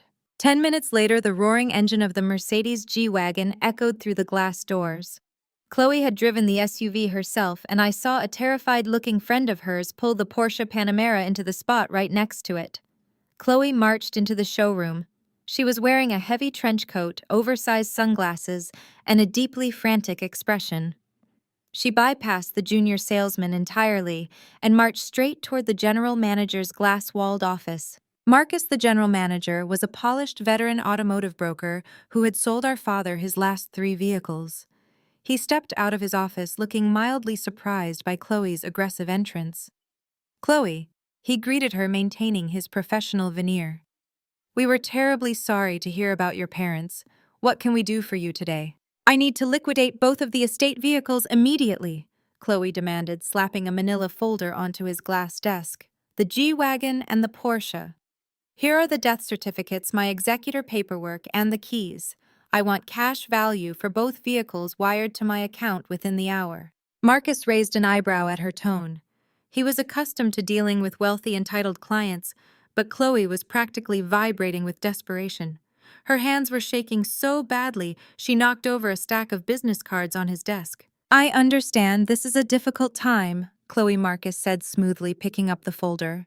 "But same-day acquisitions require a full inspection and a title clearance check. I cannot just wire you hundreds of thousands of dollars without running the vehicle identification numbers through the state registry." "Then run them!" Chloe snapped, pacing back and forth in front of his desk. "They are pristine. My father barely drove the Porsche. They are fully paid off. Just do your paperwork and give me my money. I have a very urgent financial obligation to handle today." Marcus sighed, walked behind his desk, and began typing the VIN numbers into his dual monitor system. I watched from the periphery of the lounge, sipping a complimentary bottled water. The silence in the showroom was thick and heavy. Chloe kept checking her designer watch, her foot tapping a frantic, erratic rhythm against the polished tile floor. She was terrified of the 5 o'clock deadline. She truly believed these cars were her salvation. Marcus stopped typing. He leaned closer to his monitor, frowning. He clicked his mouse a few times, opened a new window, and ran the numbers again. His professional, accommodating demeanor instantly vanished, replaced by a cold, hard line of corporate liability. He printed 2 sheets of paper, stood up, and walked back around his desk. He did not hand the papers to Chloe. He placed them face down on the glass. "I cannot process this acquisition," Mrs. Blackwood Marcus stated flatly. "I suggest you take these vehicles off my lot immediately." Chloe stopped pacing. She ripped off her oversized sunglasses and glared at him. "What are you talking about? I just told you I am the executor of the estate. I have the legal authority to sell these cars. I need the money right now. Do you know who I am? I have 500,000 followers on social media. I will destroy your reputation. I will post a video right now telling the entire city that you are trying to steal from a grieving family." Her voice had risen to a hysterical shriek.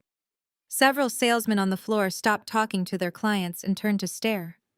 Chloe was throwing a massive unhinged tantrum in the middle of a luxury showroom, totally oblivious to how pathetic she looked. She slammed her hand against the glass desk. "Process the wire transfer right now," she screamed. Marcus did not flinch. He calmly picked up the printed sheets of paper and turned them over so Chloe could read the bold red text stamped across the top of the vehicle history reports. "I do not care about your social media, Mrs. Blackwood," Marcus said, his voice dropping to a dangerously quiet pitch. "I care about the fact that you just attempted to commit wire fraud inside my dealership. These vehicles do not belong to your parents' estate." Chloe froze. The screaming died in her throat. "What are you talking about? My father bought them in cash." "Your father did," Marcus agreed. "But your husband Trent came into this exact office 6 months ago. He presented a fully notarized, highly suspicious power of attorney document signed by your father. Trent took out maximum capacity high-yield title loans on both of these vehicles through a third-party shell company. He leveraged them to the absolute hilt. You do not own these cars, Chloe. They have multiple active liens against them, and the loan has been delinquent for 90 days. Chloe staggered backward as if she had been physically struck. She stared at the papers, her eyes tracking the massive debt figures attached to the vehicles she thought were her lifeline. In fact, Marcus concluded, crossing his arms over his chest. According to the state registry, both of these vehicles have active recovery warrants out on them. They are slated for repossession by the lender tomorrow morning. Now get these cars off my property before I call the police and report you for attempting to sell stolen collateral. Chloe owned nothing. She had no leverage, no assets, and no escape, and the shadow lenders were coming back at 5 o'clock. I watched the exact moment Trent's bravado shattered into a million pathetic pieces. The Cascade Heights security feed captured his return to the estate precisely 14 minutes before the 5 o'clock deadline imposed by the shadow lenders. He did not pull into the driveway with his usual arrogant speed. He crept the car forward and practically fell out of the driver's side door. The 3 matte black Escalades were already waiting for him. The audio sensors picked up the desperate, humiliating sound of Trent begging for his life on his own front lawn. He promised the enforcers a massive immediate injection of capital. He frantically explained that he and Chloe were hosting a high-profile memorial charity gala for my deceased parents by the end of the week. He swore on his life that the event would generate hundreds of thousands of dollars in untraceable cash donations and silent auction bids, every single cent of which would be wired directly to the Miami syndicate to cover his delinquent loans. The lead enforcer grabbed Trent by the collar of his bespoke suit, shoved him hard against the brick facade of the mansion, and gave him exactly 5 days. Chloe immediately shifted into overdrive, weaponizing our parents' fatal car accident for sheer survival. The digital invitations hit the inboxes of Atlanta's elite the very next morning. She branded it the Calvin and Helena Wilson Memorial Gala, framing it as an exclusive night of philanthropy to honor their legacy. It was a complete and total scam. The invitations mandated a $5,000 minimum donation per couple to secure a seat at the dinner. She was soliciting funds from wealthy socialites, real estate developers, and corporate executives under the guise of funding a local children's hospital, all while secretly planning to funnel the entire charitable yield straight into the pockets of violent loan sharks. She was transforming our parents' memorial into a money laundering operation. Her biggest fear was that I would show up and shatter the illusion. I monitored her communications and intercepted the contract she signed with a high-end private security firm. She hired 4 armed guards to patrol the perimeter of the estate. During their briefing on the front porch, which I comfortably watched in high definition from my apartment, she handed the head of security a glossy printed photograph of my face. She pointed at my image with a trembling finger, aggressively instructing the guards that I was a deeply disturbed, estranged family member intent on sabotaging the memorial. She mandated that if I stepped 1 foot near the iron gates, I was to be physically restrained and immediately handed over to the local police for criminal trespassing. She was terrified of the forensic accountant arriving to audit her fraudulent charity. I had absolutely no intention of attending her desperate masquerade. I poured myself a glass of red wine, settled into my ergonomic desk chair, and watched the gala unfold on my dual monitors like a tragic, beautifully directed train wreck. Chloe had spared no expense buying the catering, the string quartet, and the imported champagne entirely on credit she would never be able to repay. The driveway filled with luxury vehicles. Wealthy couples in tuxedos and evening gowns filed onto the terrace handing thick envelopes of cash and checks to Trent, who guarded the donation box with the frantic intensity of a starving animal. Chloe glided through the crowd in a custom black morning gown, dabbing at fake tears, and accepting the heartfelt condolences of people she was actively defrauding.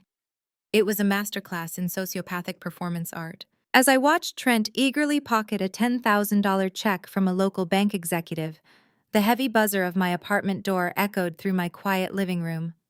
I checked my building intercom. It was not a random delivery driver or a late-night solicitor.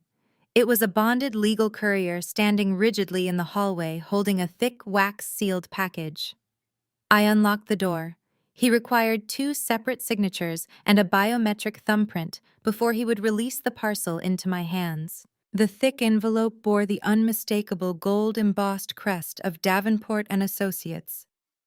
Mr. Davenport was my grandfather's former estate attorney, a notoriously shrewd old money lawyer who had structured the original Apex Holdings account decades ago.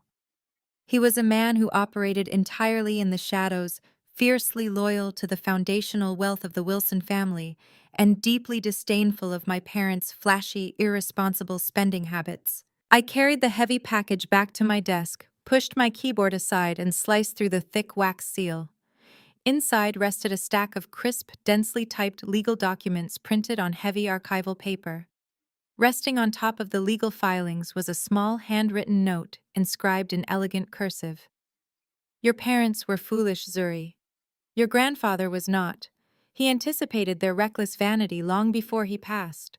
Read the land surveys. I set the note aside and began reading the dense legal terminology of the attached property deeds. My eyes tracked across the plot lines, the geographic coordinates, and the municipal zoning boundaries of the Cascade Heights estate. As a forensic auditor, I am trained to look for discrepancies between physical assets and paper trails. The discrepancy in these files was so massive, so profoundly genius, that it actually knocked the breath out of my lungs. When my parents built the massive sprawling mansion in Cascade Heights, they had financed the physical construction of the house through traditional banking channels.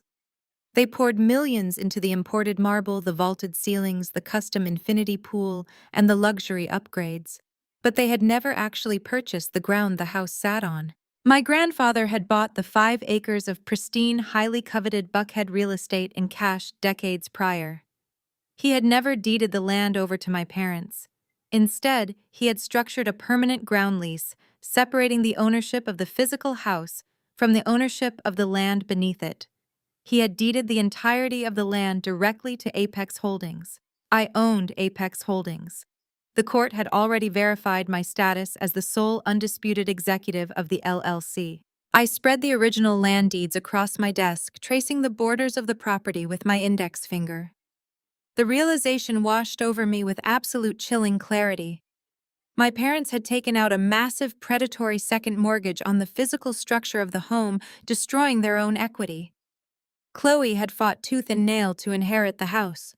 She had evicted me, claimed the master bedroom, and proudly stamped her name on the probate filings, tying herself to millions of dollars in toxic debt. She owned the bricks. She owned the drywall. She owned the expensive chandeliers and the custom hardwood floors, but she did not own the ground. I owned the dirt. Chloe was currently hosting an illegal, fraudulent charity gala on my front lawn. Trent was standing on my property collecting stolen money to pay off a violent criminal syndicate. Because my grandfather had structured the land as a commercial holding under my LLC, I possessed the absolute legal authority to demand a decade of retroactive commercial rent from the estate. Even better, as the supreme title holder of the land, I held the unilateral power to terminate the ground lease entirely and legally evict the physical structure of the mansion from my property. Chloe thought she was the queen of the castle. She had absolutely no idea that I owned the kingdom, and I was about to drop the guillotine on her neck. The Cascade Heights estate was illuminated like a royal palace against the dark Atlanta sky.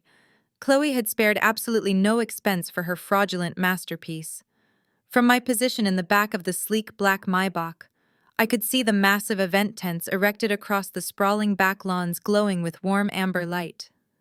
The faint, elegant strains of a live string quartet playing Vivaldi drifted over the towering brick walls of the property. Valets in crisp white jackets were sprinting down the circular driveway, hastily parking a seemingly endless parade of Bentleys, Maseratis, and Rolls-Royces. It was a flawless high society illusion. The absolute elite of the city had arrived in their finest evening wear, fully prepared to write massive tax-deductible checks to honor the legacy of Calvin and Helena Wilson. They had absolutely no idea they were walking into a money laundering operation designed exclusively to save my brother-in-law from a Miami shadow syndicate. I sat perfectly still as my driver smoothly navigated the Maybach toward the wrought iron front gates. I was not wearing my usual sensible accounting suits. I wore a custom-tailored emerald green silk gown that draped like liquid armor. My hair was pulled back into a severe, flawless style, and my posture was razor straight. I did not look like a disgraced, estranged daughter arriving to beg for forgiveness. I looked like the executioner. Sitting beside me was Mr. Davenport. At 72 years old, my grandfather's former estate attorney possessed the terrifying quiet gravity of a man who had spent 5 decades burying the secrets of the ultra-wealthy. He wore a timeless, perfectly tailored tuxedo and carried a slim leather briefcase resting squarely on his knees. He stared out the window at the lavish display of my sister's vanity with an expression of profound aristocratic disgust. Following closely behind our Maybach was a matte black SUV containing my private security detail. I had not hired local event bouncers. I had retained a top-tier executive protection firm staffed entirely by former federal agents. When you are walking into an active extortion scam to publicly humiliate desperate people who owe millions to violent criminals, you do not take chances with your physical safety. The Maybach rolled to a halt directly in front of the main gates. Chloe had heavily fortified the entrance. 4 private security guards wearing tight black suits and earpieces stood blocking the driveway, holding clipboards and actively scanning the arriving vehicles. As my driver rolled down the window, the head of Chloe's security team stepped forward. He held a laminated, heavily circulated photograph of my face. "I am sorry, ma'am," the guard stated, his voice firm as he leaned toward the window.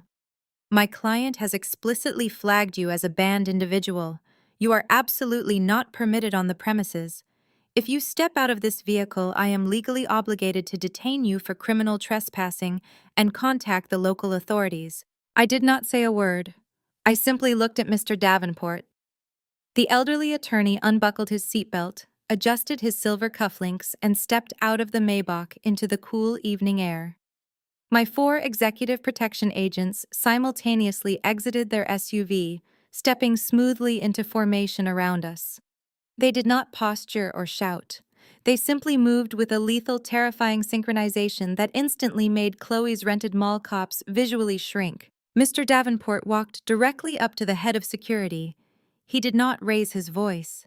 He spoke with the quiet, devastating authority of a judge handing down a life sentence. "You are currently standing on a parcel of land governed by a commercial ground lease," Mr. Davenport explained, pulling a certified, heavily stamped legal document from his briefcase and pressing it flat against the guard's chest.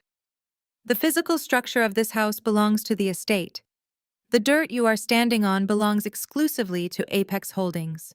The woman sitting in that vehicle is the sole executive and legal owner of Apex Holdings. She holds the supreme title to this property. If you attempt to restrict her movement, or if you so much as look at her aggressively, I will have you and your employer arrested for unlawful detainment on her private property. Step aside immediately." The guard stared at the legal seals, then looked nervously at my 4 towering security agents. The hierarchy of power was instantly established. He swallowed hard, lowered his clipboard, and signaled his men to step away from the gate. My driver opened my door. I stepped out onto the driveway, my emerald gown sweeping across the pavement. Flanked by Mr. Davenport and my security team, I began the long walk up the illuminated driveway toward the main terrace. The transition from the quiet driveway into the heart of the gala was cinematic. The back terrace and gardens were absolutely packed with hundreds of wealthy donors. Crystal chandeliers hung from the branches of the ancient oak trees. Waiters navigated through the sea of designer gowns and tailored tuxedos balancing silver trays of champagne and hors d'oeuvres. Along the perimeter of the garden, a massive silent auction had been set up, featuring donated sports memorabilia, luxury vacations, and original artwork. It was an incredibly lucrative setup. I scanned the crowd with the cold, analytical precision of an auditor. I immediately spotted Trent. He was standing near the main donation tables, looking completely unhinged. He was smiling and shaking hands with corporate executives, but his eyes were darting around the perimeter of the property like a hunted animal. He was sweating profusely despite the cool evening breeze. Every time a guest dropped a thick envelope of cash or a written check into the secure acrylic donation boxes, Trent's hands twitched. He was mentally calculating the total, praying the charity yield would be enough to keep the Miami syndicate from breaking his legs. Then I saw Chloe. She was holding court near the center of the terrace, playing the role of the grieving, resilient heiress to absolute perfection. She wore a stunning, somber black couture gown and held a single white rose. She was surrounded by the wives of local politicians and real estate tycoons, dabbing elegantly at the corners of her eyes as she spun lies about our parents' incredible philanthropic legacy. I did not stop walking. I moved directly through the center of the crowd, my security team parting the sea of wealthy donors like a perfectly choreographed military escort. The reaction was instantaneous. The laughter and the polite chatter began to die out in a rapid wave, replaced by shocked whispers and sharp gasps. The elite of Atlanta knew exactly who I was. Chloe had spent the last 2 months running a vicious smear campaign, painting me as a deranged, estranged outcast who had betrayed the family. I was supposed to be hiding in shame. Chloe was mid-sentence regaling a local bank president with a fabricated story about our mother when she noticed the silence spreading across the terrace. She turned her head, irritated by the interruption. Her eyes locked onto mine. The blood vanished from her face. Her perfectly practiced expression of elegant grief shattered into absolute primal panic. She looked wildly toward the front gates, realizing her hired security had completely failed. She looked at the towering stoic men flanking my sides. She looked at the grim, unmistakable face of Mr. Davenport. She knew instantly that her entire world was about to collapse. Chloe was a narcissist, but she was quick. She knew she had mere seconds to control the narrative before I reached the center of the party. She dropped her white rose, hiked up the skirt of her black couture gown, and practically sprinted toward the raised acrylic stage where the string quartet was playing. She shoved past a violinist, grabbed the main microphone from its stand, and turned to face the confused crowd. She was breathing heavily, her chest heaving as she forced tears to spill down her cheeks. "Ladies and gentlemen," Chloe cried out, her voice echoing loudly through the massive garden speakers. "I am so incredibly sorry for this interruption. Please, I beg you for your patience and your understanding.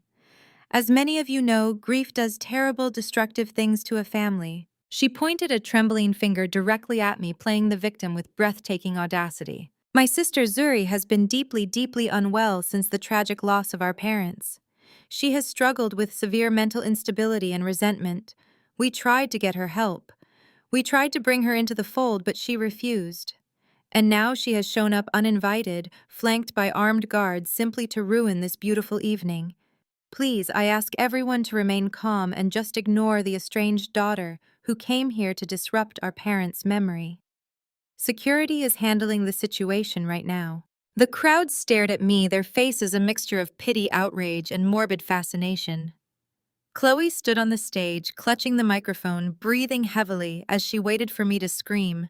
She wanted me to throw a tantrum. She wanted me to act like the unhinged, unstable woman she had just described. She needed me to cause a scene so the crowd would turn against me. I did not scream. I did not alter my pace. I did not even look at her. I maintained my steady predatory stride, walking right past the whispering socialites, right past a terrified-looking Trent, and headed directly toward the main audiovisual control booth set up to the right of the stage. The technician sitting behind the massive soundboard looked up, his eyes widening in alarm as my 4 executive protection agents completely surrounded his workstation. I stopped in front of the soundboard. I unclasped my small silk clutch and pulled out a silver flash drive containing the exact unredacted financial records of Trent's shadow loans, the fake social media invoices, and the second mortgage on the Cascade Heights estate. I placed the flash drive on the console directly in front of the technician's hands. Put this on the main projector screens immediately. I instructed, my voice barely above a whisper, yet carrying the absolute authority of a direct order.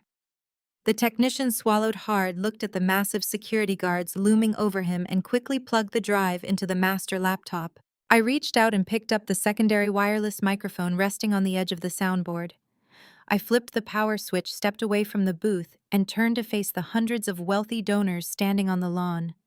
I looked up at Chloe, who was standing frozen on the stage, the microphone trembling in her hand, as the massive projector screens behind her flickered to life. "I am not here to disrupt their memory," I stated, my voice ringing out cold and crystal clear over the high-definition audio system. "I am here to audit it." The dual 20-foot LED projector screens flanking the main stage flickered. The elegant soft-focus slideshow of our late parents instantly vanished. In its place, a stark, high-contrast scanned legal document illuminated the night. It was magnified to such an enormous scale that every single guest in the garden could read the bold, aggressive header. Promissory note and collateral agreement. I stood at the soundboard, the wireless microphone gripped firmly in my hand. The absolute silence of 300 wealthy socialites was deafening. The only sound remaining on the terrace was the gentle rustle of evening gowns in the breeze and the faint hum of the projector cooling fans. "Look closely at the screens behind my sister," I instructed, my voice cutting through the crisp night air with surgical precision. "What you are looking at is not a standard mortgage. It is an unregulated mezzanine financing agreement executed exactly 6 months ago. The principal loan amount is $4 million. The interest rate is a staggering, completely unmanageable 40%. A collective sharp gasp rippled through the crowd of corporate executives and banking tycoons. These were financial elites. They did not need a translation. They recognized immediately that this was a predatory shadow loan, the kind of debt acquired only by desperate men who had exhausted every legitimate avenue of capital. "Now look at the signatures at the bottom of the page." I continued, tapping a button on the control deck to zoom in on the final page of the document. "You will see the signature of Trent Blackwood. Right next to it, you will see the signature of my late father, Calvin Wilson, pledging the entirety of this estate as collateral. There is only one problem. My father never signed that document. I ran this through a private forensic handwriting analysis this afternoon. The signature is a blatant, undeniable forgery." Chloe finally snapped out of her paralyzed shock. She lunged forward on the stage, her black morning gown tangling around her ankles. She clawed at the microphone stand, her face contorted in a mask of absolute unhinged fury. "Turn it off!" Chloe screamed, her voice shrill and echoing wildly across the lawn. "Someone cut the power to that booth right now. She is lying. My sister is a pathological liar. She is having a psychotic break. Security, get her off my property." None of the hired guards moved. My 4 executive protection agents stood shoulder to shoulder around the perimeter of the tech booth, their hands resting casually near their waistbands, projecting a wall of lethal, immovable force. Chloe's rented mall cops remained frozen near the catering tents, having already received their terrifying legal briefing from Mr. Davenport. "You love to tell people I am estranged, Chloe," I stated, ignoring her entirely and addressing the captive audience. "You love to tell your country club friends that my profession is boring. You love to paint me as the jealous outcast who could not fit into our parents' glamorous high society lifestyle. But you consistently omit the context of my estrangement. Let us provide this crowd with a little historical clarity." I tapped the control deck again. The screens flashed, displaying a heavily redacted official document bearing the seal of the Internal Revenue Service. 5 years ago, Calvin and Helena Wilson were exactly 48 hours away from a federal indictment, I announced. The crowd murmured, shifting uncomfortably in their tailored suits. They had spent a decade funneling unrecorded corporate revenue into offshore accounts to fund their extravagant lifestyle. The IRS audit was complete, and the federal prosecutors were preparing to seize everything. They were going to lose this house. They were going to lose their country club memberships. They were going to federal prison. Chloe stood on the stage, her mouth opening and closing, completely stripped of her ability to formulate a lie. She looked down at the front row, seeking validation from her wealthy peers, but they were staring up at the screens in absolute horror. My boring accounting is the only reason my parents died as free citizens, I said, my voice dropping to a low, commanding register. I stepped in. I worked 80-hour weeks. I leveraged my professional credentials to negotiate a brutal settlement with the federal government. I restructured their entire financial life and created Apex Holdings to shield them from total ruin. I saved them. And how did my family repay me? They thanked me by taking the clean slate I provided and quietly draining it. While I was managing their compliance, they were secretly funneling millions of dollars into Trent's graveyard of failed tech startups to maintain his illusion of success. I began walking slowly away from the tech booth, stepping directly into the center aisle of the crowd. The guests instinctively parted for me, creating a wide, unobstructed path toward the stage. When the money dried up, Trent resorted to shadow lenders. I continued keeping my eyes locked on Chloe. And when he defaulted on that $4 million loan, he and my sister realized they needed a massive influx of untraceable cash. Which brings us to the tragedy of tonight. I reached the center of the terrace and turned to face the crowd. I raised my hand and signaled the technician. The screens behind Chloe changed one final time. The documents now displayed were not loan agreements. They were the routing numbers and the digital payment portals linked directly to the QR codes printed on every single table at the gala. You were all invited here tonight to honor my parents' memory through the Calvin and Helena Memorial Fund, I stated, projecting my voice across the silent garden. You were told your $5,000 minimum donations were going to build a new pediatric wing at the local children's hospital. I want every single person who wrote a check or submitted a digital payment tonight to look at the screen. The guests turned their heads in unison. The Calvin and Helena Memorial Fund does not exist, I declared, dealing the final lethal blow to Chloe's social standing. It is not a registered 501c3 charitable organization. There is no pending hospital donation. Look at the routing numbers. Every single dollar you donated tonight is being automatically transferred into an offshore holding account registered to a private, unregulated debt collection syndicate operating out of Miami. You are not funding a hospital. You are paying off Trent's loan sharks. Absolute chaos erupted on the terrace. The illusion was entirely dead. The polite, refined atmosphere of the gala completely evaporated, replaced by the furious, indignant shouting of Atlanta's most powerful citizens. A prominent real estate developer slammed his champagne glass onto a cocktail table, shattering the crystal. The bank executive, who had just handed Trent a $10,000 check, lunged toward the donation box, demanding his money back. Wives were aggressively pulling their husbands toward the exit, refusing to be associated with a blatant wire fraud scam. The sheer volume of their outrage drowned out the classical music still piping through the garden speakers. Chloe was losing her mind. The reality of her total social and financial destruction had finally breached her narcissism. She was gripping the edges of the wooden podium on the stage, her knuckles white, her chest heaving as she hyperventilated. The wealthy elite she had spent her entire life trying to impress were currently shouting insults at her and demanding police intervention. Trent. Chloe shrieked, her voice cracking as she turned desperately toward the donation tables. Trent, do something! Call the police! Throw her out! Fix this right now! I turned to look at my brother-in-law. Trent was not looking at me. He was not looking at Chloe. He was not looking at the angry mob of defrauded socialites demanding their money back. Trent was standing completely frozen, his face the color of wet ash. Sweat was pouring down his forehead, soaking the collar of his custom tuxedo shirt. His eyes were wide with a terror so profound it looked as though his heart might simply stop beating in his chest.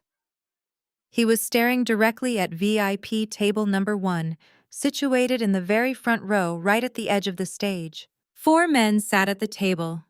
They were not wearing tuxedos. They were wearing dark, heavy suits that did not fit the aesthetic of a high society charity gala.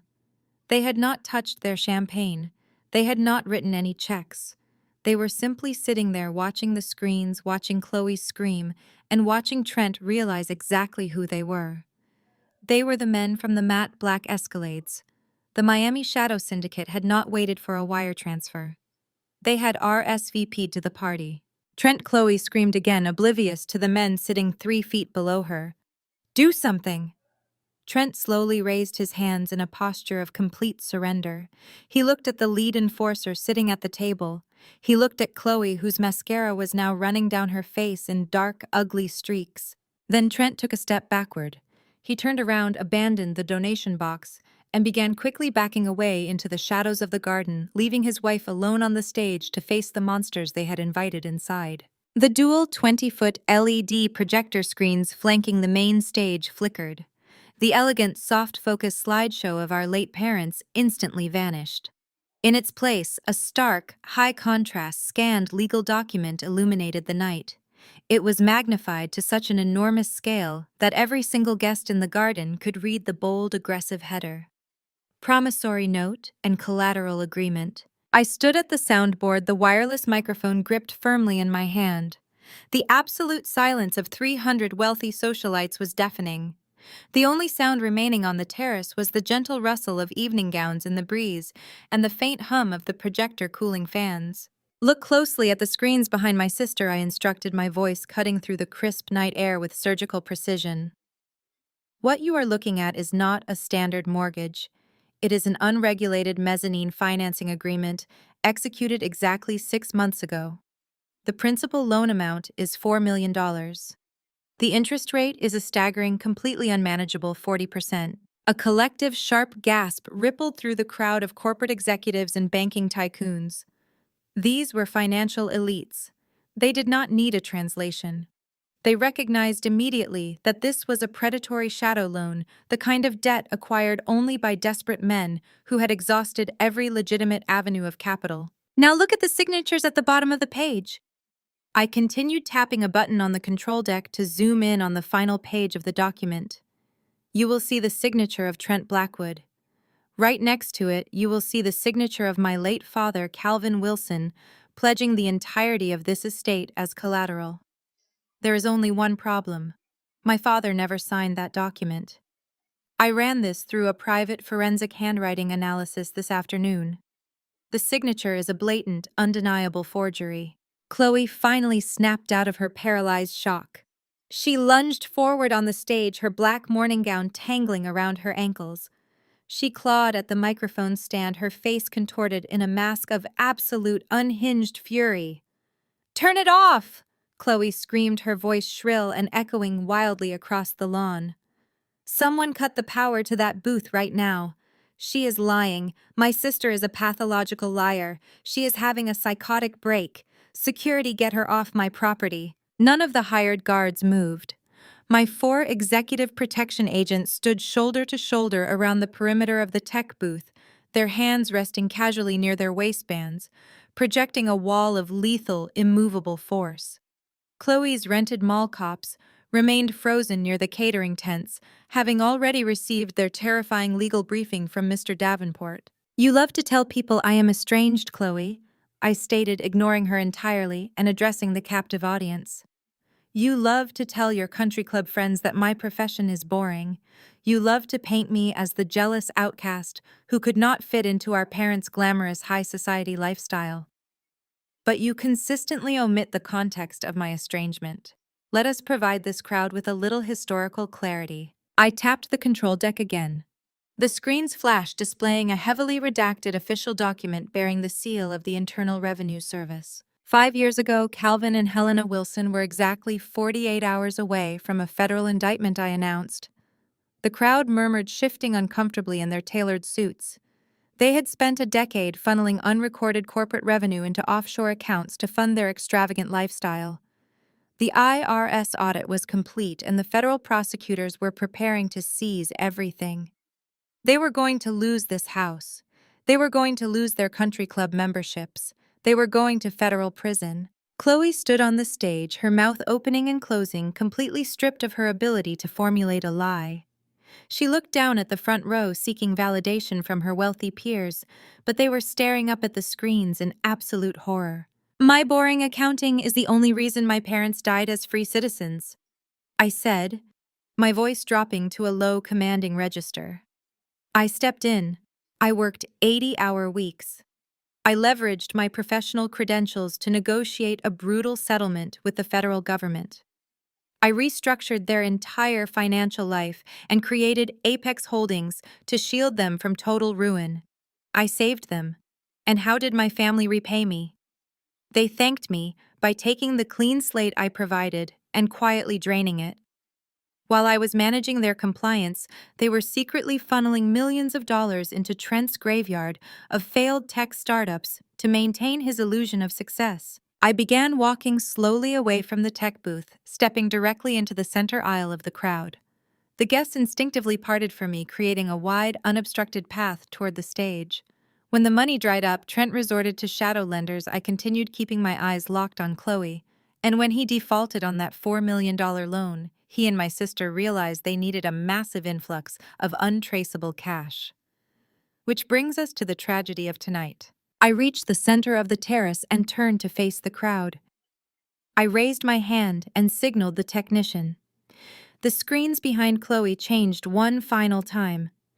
The documents now displayed were not loan agreements. They were the routing numbers and the digital payment portals linked directly to the QR codes printed on every single table at the gala.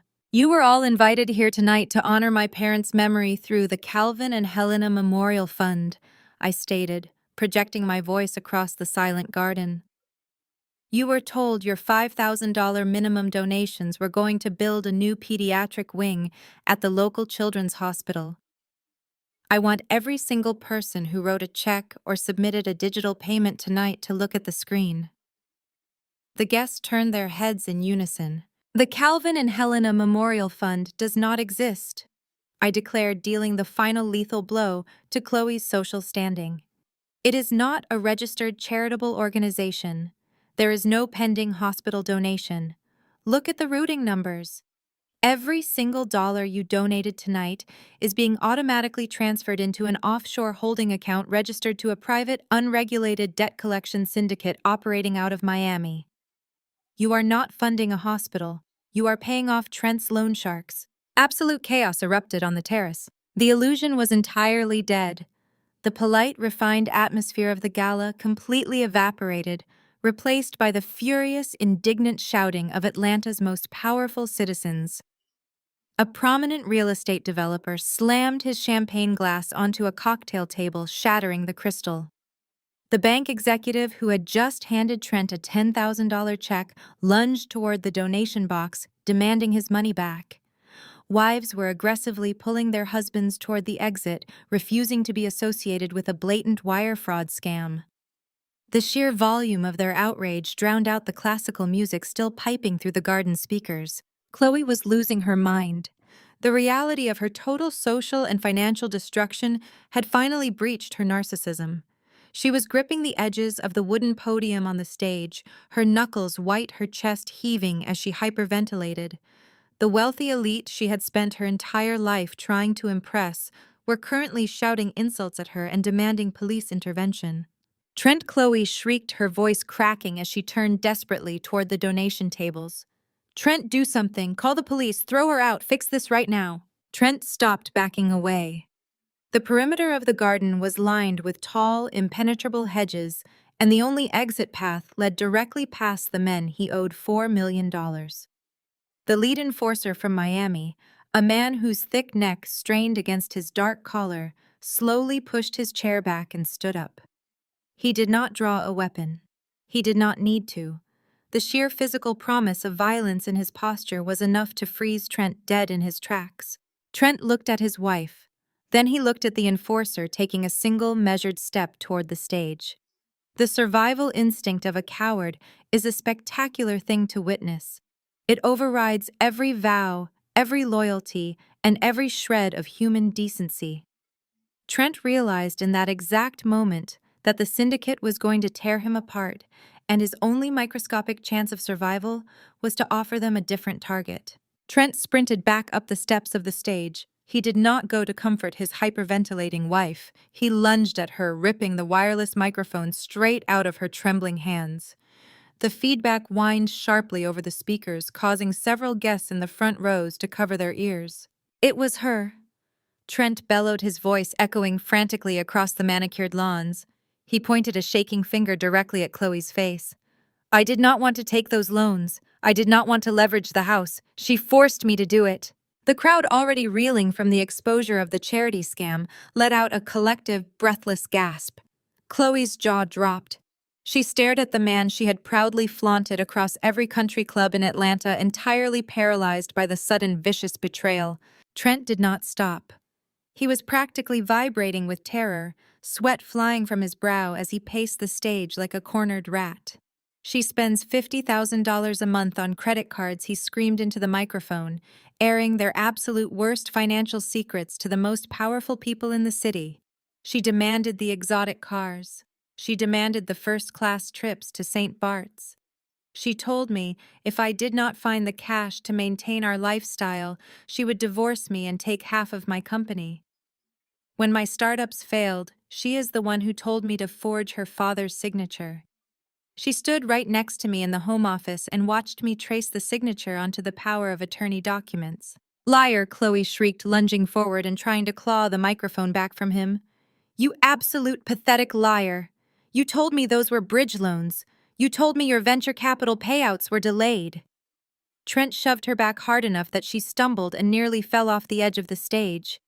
I watched from the center aisle, my arms crossed, feeling absolutely nothing, as the golden couple of Cascade Heights tore each other to shreds. She knew about the charity scam, Trent yelled to the crowd, his voice cracking with panic. She is the one who printed the invitations. She is the one who set up the offshore routing numbers. She told me we could use her dead parents to bleed all of you dry and pay off the syndicate. I am a victim. I am just a victim of my wife's insane, borderline psychotic spending habits. She is the mastermind. Take her. He looked directly down at the lead enforcer from Miami, actively offering his own wife to violent criminals to save his own skin. It was the most pathetic display of self-preservation I had ever seen. The lead enforcer did not look impressed. He did not look at Chloe. He kept his cold, dead eyes locked entirely on Trent. He reached into his tailored suit jacket.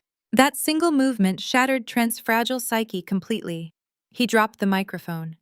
It hit the wooden stage with a deafening metallic thud that reverberated through the massive garden speakers. Trent realized that throwing Chloe under the bus had bought him absolutely nothing. The syndicate did not care about domestic disputes. They did not care whose idea it was to forge the documents. They only cared about their $4 million, and Trent was the name on the promissory note. Trent bolted. He leaped off the back of the stage, bypassing the stairs entirely, and crashed into the manicured rose bushes. He scrambled to his feet, slipping on the damp grass in his expensive leather loafers, and began sprinting blindly toward the side terrace. The garden erupted into absolute bedlam. The polite restraint of the wealthy elite completely collapsed. Guests began screaming and scattering, desperate to get out of the way of the frantic, sweating man crashing through their ranks. Trent was a large man, and his panic made him reckless. He shoved violently past a group of elderly socialites, knocking a woman in a sequined gown directly into a tiered fountain. He plowed through the main catering station. A massive silver tray of champagne flutes cascaded to the stone patio, shattering into thousands of razor-sharp fragments. Waiters dove into the hedges to avoid being trampled. The string quartet abandoned their instruments and fled toward the pool house. Trent did not care who he hurt or what he destroyed. He was running for his life. I tracked his movements from the lawn. My executive protection agents immediately tightened their formation around me, shielding me from the surging, panicked crowd, but I waved them down. I did not need protection from Trent. Trent was trying to get to the driveway. He was trying to reach the $3 million garage to steal one of the encumbered luxury vehicles and flee the state. I watched the lead enforcer signal his men. The 4 massive collectors from Miami did not run. They did not sprint. They moved with a terrifying, calculated briskness, cutting through the chaotic crowd in a tactical formation, tracking Trent's chaotic flight path toward the front of the estate. They were hunting him. Trent reached the heavy wrought iron side gates that separated the back gardens from the main driveway. He threw his entire body weight against the metal, forcing the gate open and stumbling out onto the smooth, circular pavement. The valets who had been organizing the luxury cars froze in shock as the host of the gala came bursting out of the bushes, his tuxedo torn, his face covered in dirt and sweat, gasping for air. He fumbled frantically in his pockets, pulling out the key fob for the Mercedes G-Wagon that he no longer legally owned. He mashed the unlock button, desperate to hear the answering chirp of the vehicle. He never made it to the car. The amber glow of the estate lighting was suddenly and violently pierced by the blinding flash of red and blue strobes. The sirens did not wail.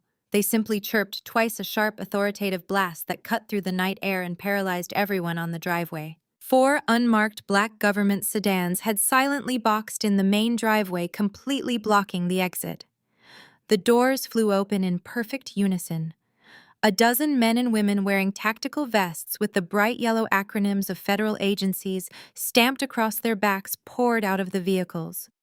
They moved with absolute, overwhelming authority, weapons drawn and flashlights blinding the valets and the remaining guests. Trent froze the key fob, slipping from his sweaty fingers and clattering against the pavement. When I had sat in my apartment, piercing the corporate veil of Trent's failed business ventures, I had not stopped at discovering his mezzanine loans with the Miami syndicate. I had dug deeper into the digital graveyard of his past, specifically targeting the cryptocurrency exchange he had launched and subsequently folded 6 months later.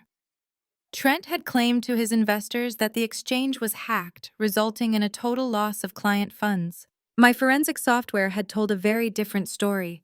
Trent had not been hacked. He had systematically skimmed the digital wallets of his own clients, laundering the cryptocurrency through a series of decentralized tumblers and quietly converting it into fiat currency in an offshore account based in the Cayman Islands. It was a textbook wire fraud and embezzlement scheme executed with incredible sloppiness. I had compiled the entire ledger cross, referenced the IP addresses, matched the digital signatures to Trent's personal devices, and packaged the irrefutable evidence into a secure encrypted dossier. I had not just sent an anonymous tip to the shadow lenders in Miami. I had simultaneously submitted a comprehensive prosecutorial ready forensic report directly to the Cybercrimes Division of the Federal Bureau of Investigation, copying the Internal Revenue Service for the millions in undeclared stolen income. Trent wanted to play the role of a brilliant venture capitalist. I just provided the federal government with the receipts. Federal agents converged on Trent before he could take another step. They did not read him his rights politely.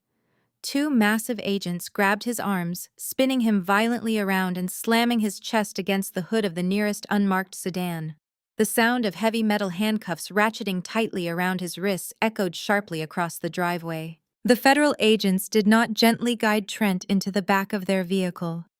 They folded his massive frame into the rear seat of the unmarked sedan, with practiced mechanical force, slamming the heavy door shut on the last remnants of his Silicon Valley illusion.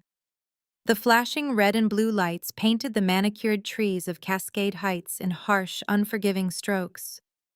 The driveway was a scene of absolute, uncontrolled panic. The valet stand had completely collapsed. Atlanta's wealthiest citizens, the people who usually paid thousands of dollars just to avoid standing in lines, were literally sprinting down the driveway in their designer evening wear, abandoning their luxury vehicles to hail rideshares from the main road. Nobody wanted to be photographed by the local news crews that were inevitably rushing toward the estate.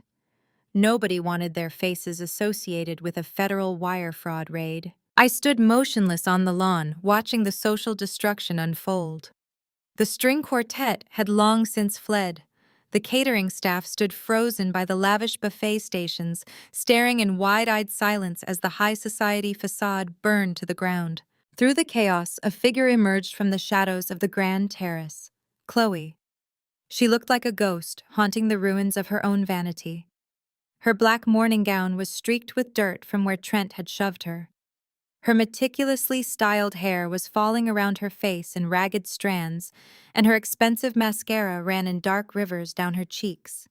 She moved with a slow, disjointed stagger, stepping over shattered champagne flutes and discarded bid sheets from the fake silent auction. She saw me flanked by my security team and Mr. Davenport, and she marched directly toward us.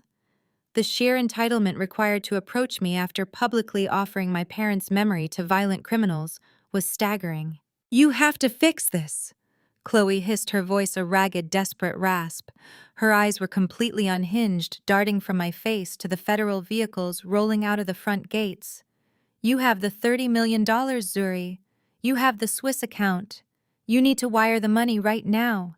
You need to pay off those men in Miami before they come back, and you need to hire Trent a defense attorney."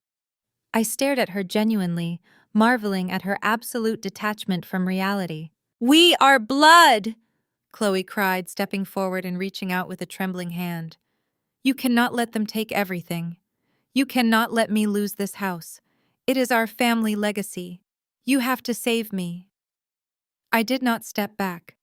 I looked at her outstretched hand, and then I looked directly into her panicked, bloodshot eyes. I reached into the leather portfolio Mr. Davenport was holding and pulled out a crisp, heavy sheet of paper. It was not a check. It was not a wire transfer confirmation. "Oh, one more thing about that $30 million company Dad left me," I said, my voice dropping to a low, lethal calm that cut right through her hysteria. "It held the master deed to the land this very house is built on. My grandfather was smart enough to know you and Dad would eventually bankrupt yourselves. He structured a permanent commercial ground lease. You inherited the bricks, Chloe. You inherited the drywall, the chandeliers, and the massive, toxic second mortgage attached to them. But I own the dirt." I pressed the heavy sheet of paper directly into her chest. She reflexively grabbed it, looking down at the bold legal formatting. "You own the debt, Chloe," I stated, stepping into her personal space. "But I own the property." Chloe's eyes frantically scanned the document. It was a formal, notarized, indisputable 30-day eviction notice. I was legally terminating the commercial ground lease for non-payment. I was evicting the physical structure of the Cascade Heights mansion from my land. She began to hyperventilate. Her chest heaved and a high, thin wheeze escaped her throat. She looked up at me then, over at the dozen catering staff members who were standing just a few feet away, watching the entire exchange in absolute stunned silence. The humiliation was absolute. I turned my back on my sister, signaled my security detail, and walked smoothly off the estate, leaving her gasping for air in the graveyard of her own greed. The aftermath was swift, brutal, and entirely public. Chloe, completely blinded by her own arrogance and absolute denial, refused to vacate the premises. She barricaded herself inside the mansion, ordering groceries through delivery apps, and refusing to answer the door. She thought she could simply wait out the storm, relying on the glacial pace of the local courts to buy her time. She fundamentally underestimated my resources. I did not rely on local bureaucratic delays. I utilized Mr. Davenport's firm to initiate expedited, highly public commercial eviction proceedings in the Fulton County Superior Court. Because Trent's arrest involved federal cybercrimes and stolen cryptocurrency, the media descended on the story like starving wolves. The local news stations ran headline segments every single night. "The Cascade Heights charity scammer evicted" scrolled across the bottom of every television screen in Atlanta. The fallout was instantaneous. Chloe's carefully curated influencer career was incinerated overnight. Every single corporate sponsor, every luxury brand, and every boutique that paid her for social media posts dropped her immediately. They issued public statements condemning the charity fraud and actively distancing themselves from the Blackwood name. Trent's situation was significantly worse. The federal prosecutors offered him zero leniency. The evidence I provided from my forensic audit was so incredibly ironclad that his public defender advised him to plead guilty immediately. He was facing a mandatory minimum of 10 years in a federal penitentiary for wire fraud, embezzlement, and tax evasion. The shadow lenders in Miami did not even wait for the trial. Within 48 hours of the gala, the recovery warrants were executed. The Mercedes G-Wagon and the Porsche Panamera were ripped straight out of the Cascade Heights garage by specialized repossession teams and immediately transported out of state. Chloe's bank accounts were completely frozen by federal injunctions. The creditors swarmed the estate, laying claim to every single piece of designer furniture, every piece of jewelry, and every piece of art inside the mansion to cover Trent's outstanding debts. She was left with absolutely nothing. 30 days later, I was sitting in the corner office of my newly founded firm in Midtown Atlanta.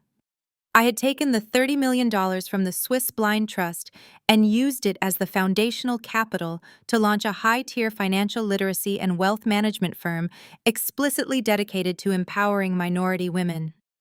I was building a real sustainable empire designed to teach women how to read capitalization tables, how to structure irrevocable trusts, and how to protect themselves from the exact kind of financial predation that had destroyed my parents.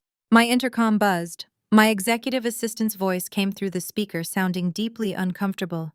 "Zuri," my assistant said quietly, "there is a woman here in the lobby. She does not have an appointment. She is insisting she is your sister."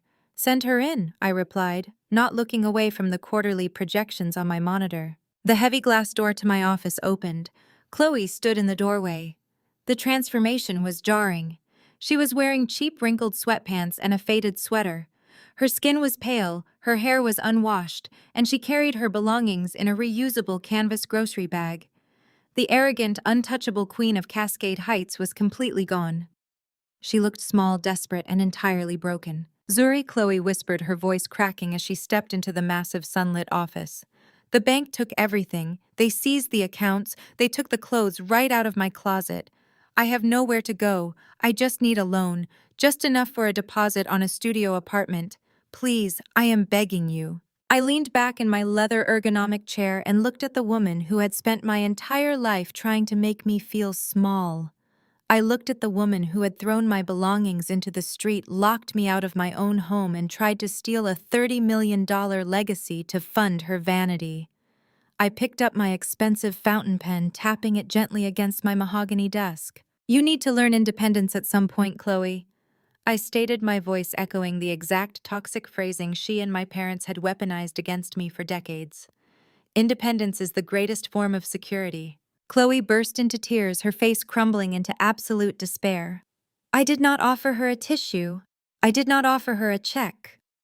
I picked up my phone, dialed the front desk, and calmly instructed my security team to escort the unauthorized visitor out of the building. I watched through the glass walls as the guards gently but firmly guided my weeping sister out of the lobby and into the busy Atlanta streets. I left her standing on the pavement completely alone. I turned my chair around to face the floor-to-ceiling windows. The sprawling, glittering Atlanta skyline stretched out before me, bathed in the bright golden light of the morning sun. I owned my business. I owned my land. I owned my future. I had built an empire completely free of my family's toxic shadow and their pathetic obsession with fake prestige. I looked out at the city, a slow, genuine smile spreading across my face. They thought they could leave me with nothing, but they forgot one crucial detail. When you leave the family scapegoat in the dark, she learns exactly how to find the hidden switches. And I just turned all the lights on. The most profound lesson from this story is that your worth is never determined by the toxic narratives your family constructs. Being cast as the scapegoat is not a life sentence. It is a powerful catalyst for building unshakable independence. When manipulative people underestimate your intelligence, they hand you the ultimate advantage. True security does not come from catering to narcissists or maintaining a fake image of prestige. It comes from establishing absolute financial independence and having the courage to walk away from abuse. You can always build a magnificent new empire from the harsh lessons your past taught you. Share your own story of overcoming toxic environments in the comments below, and do not forget to subscribe for more empowering content.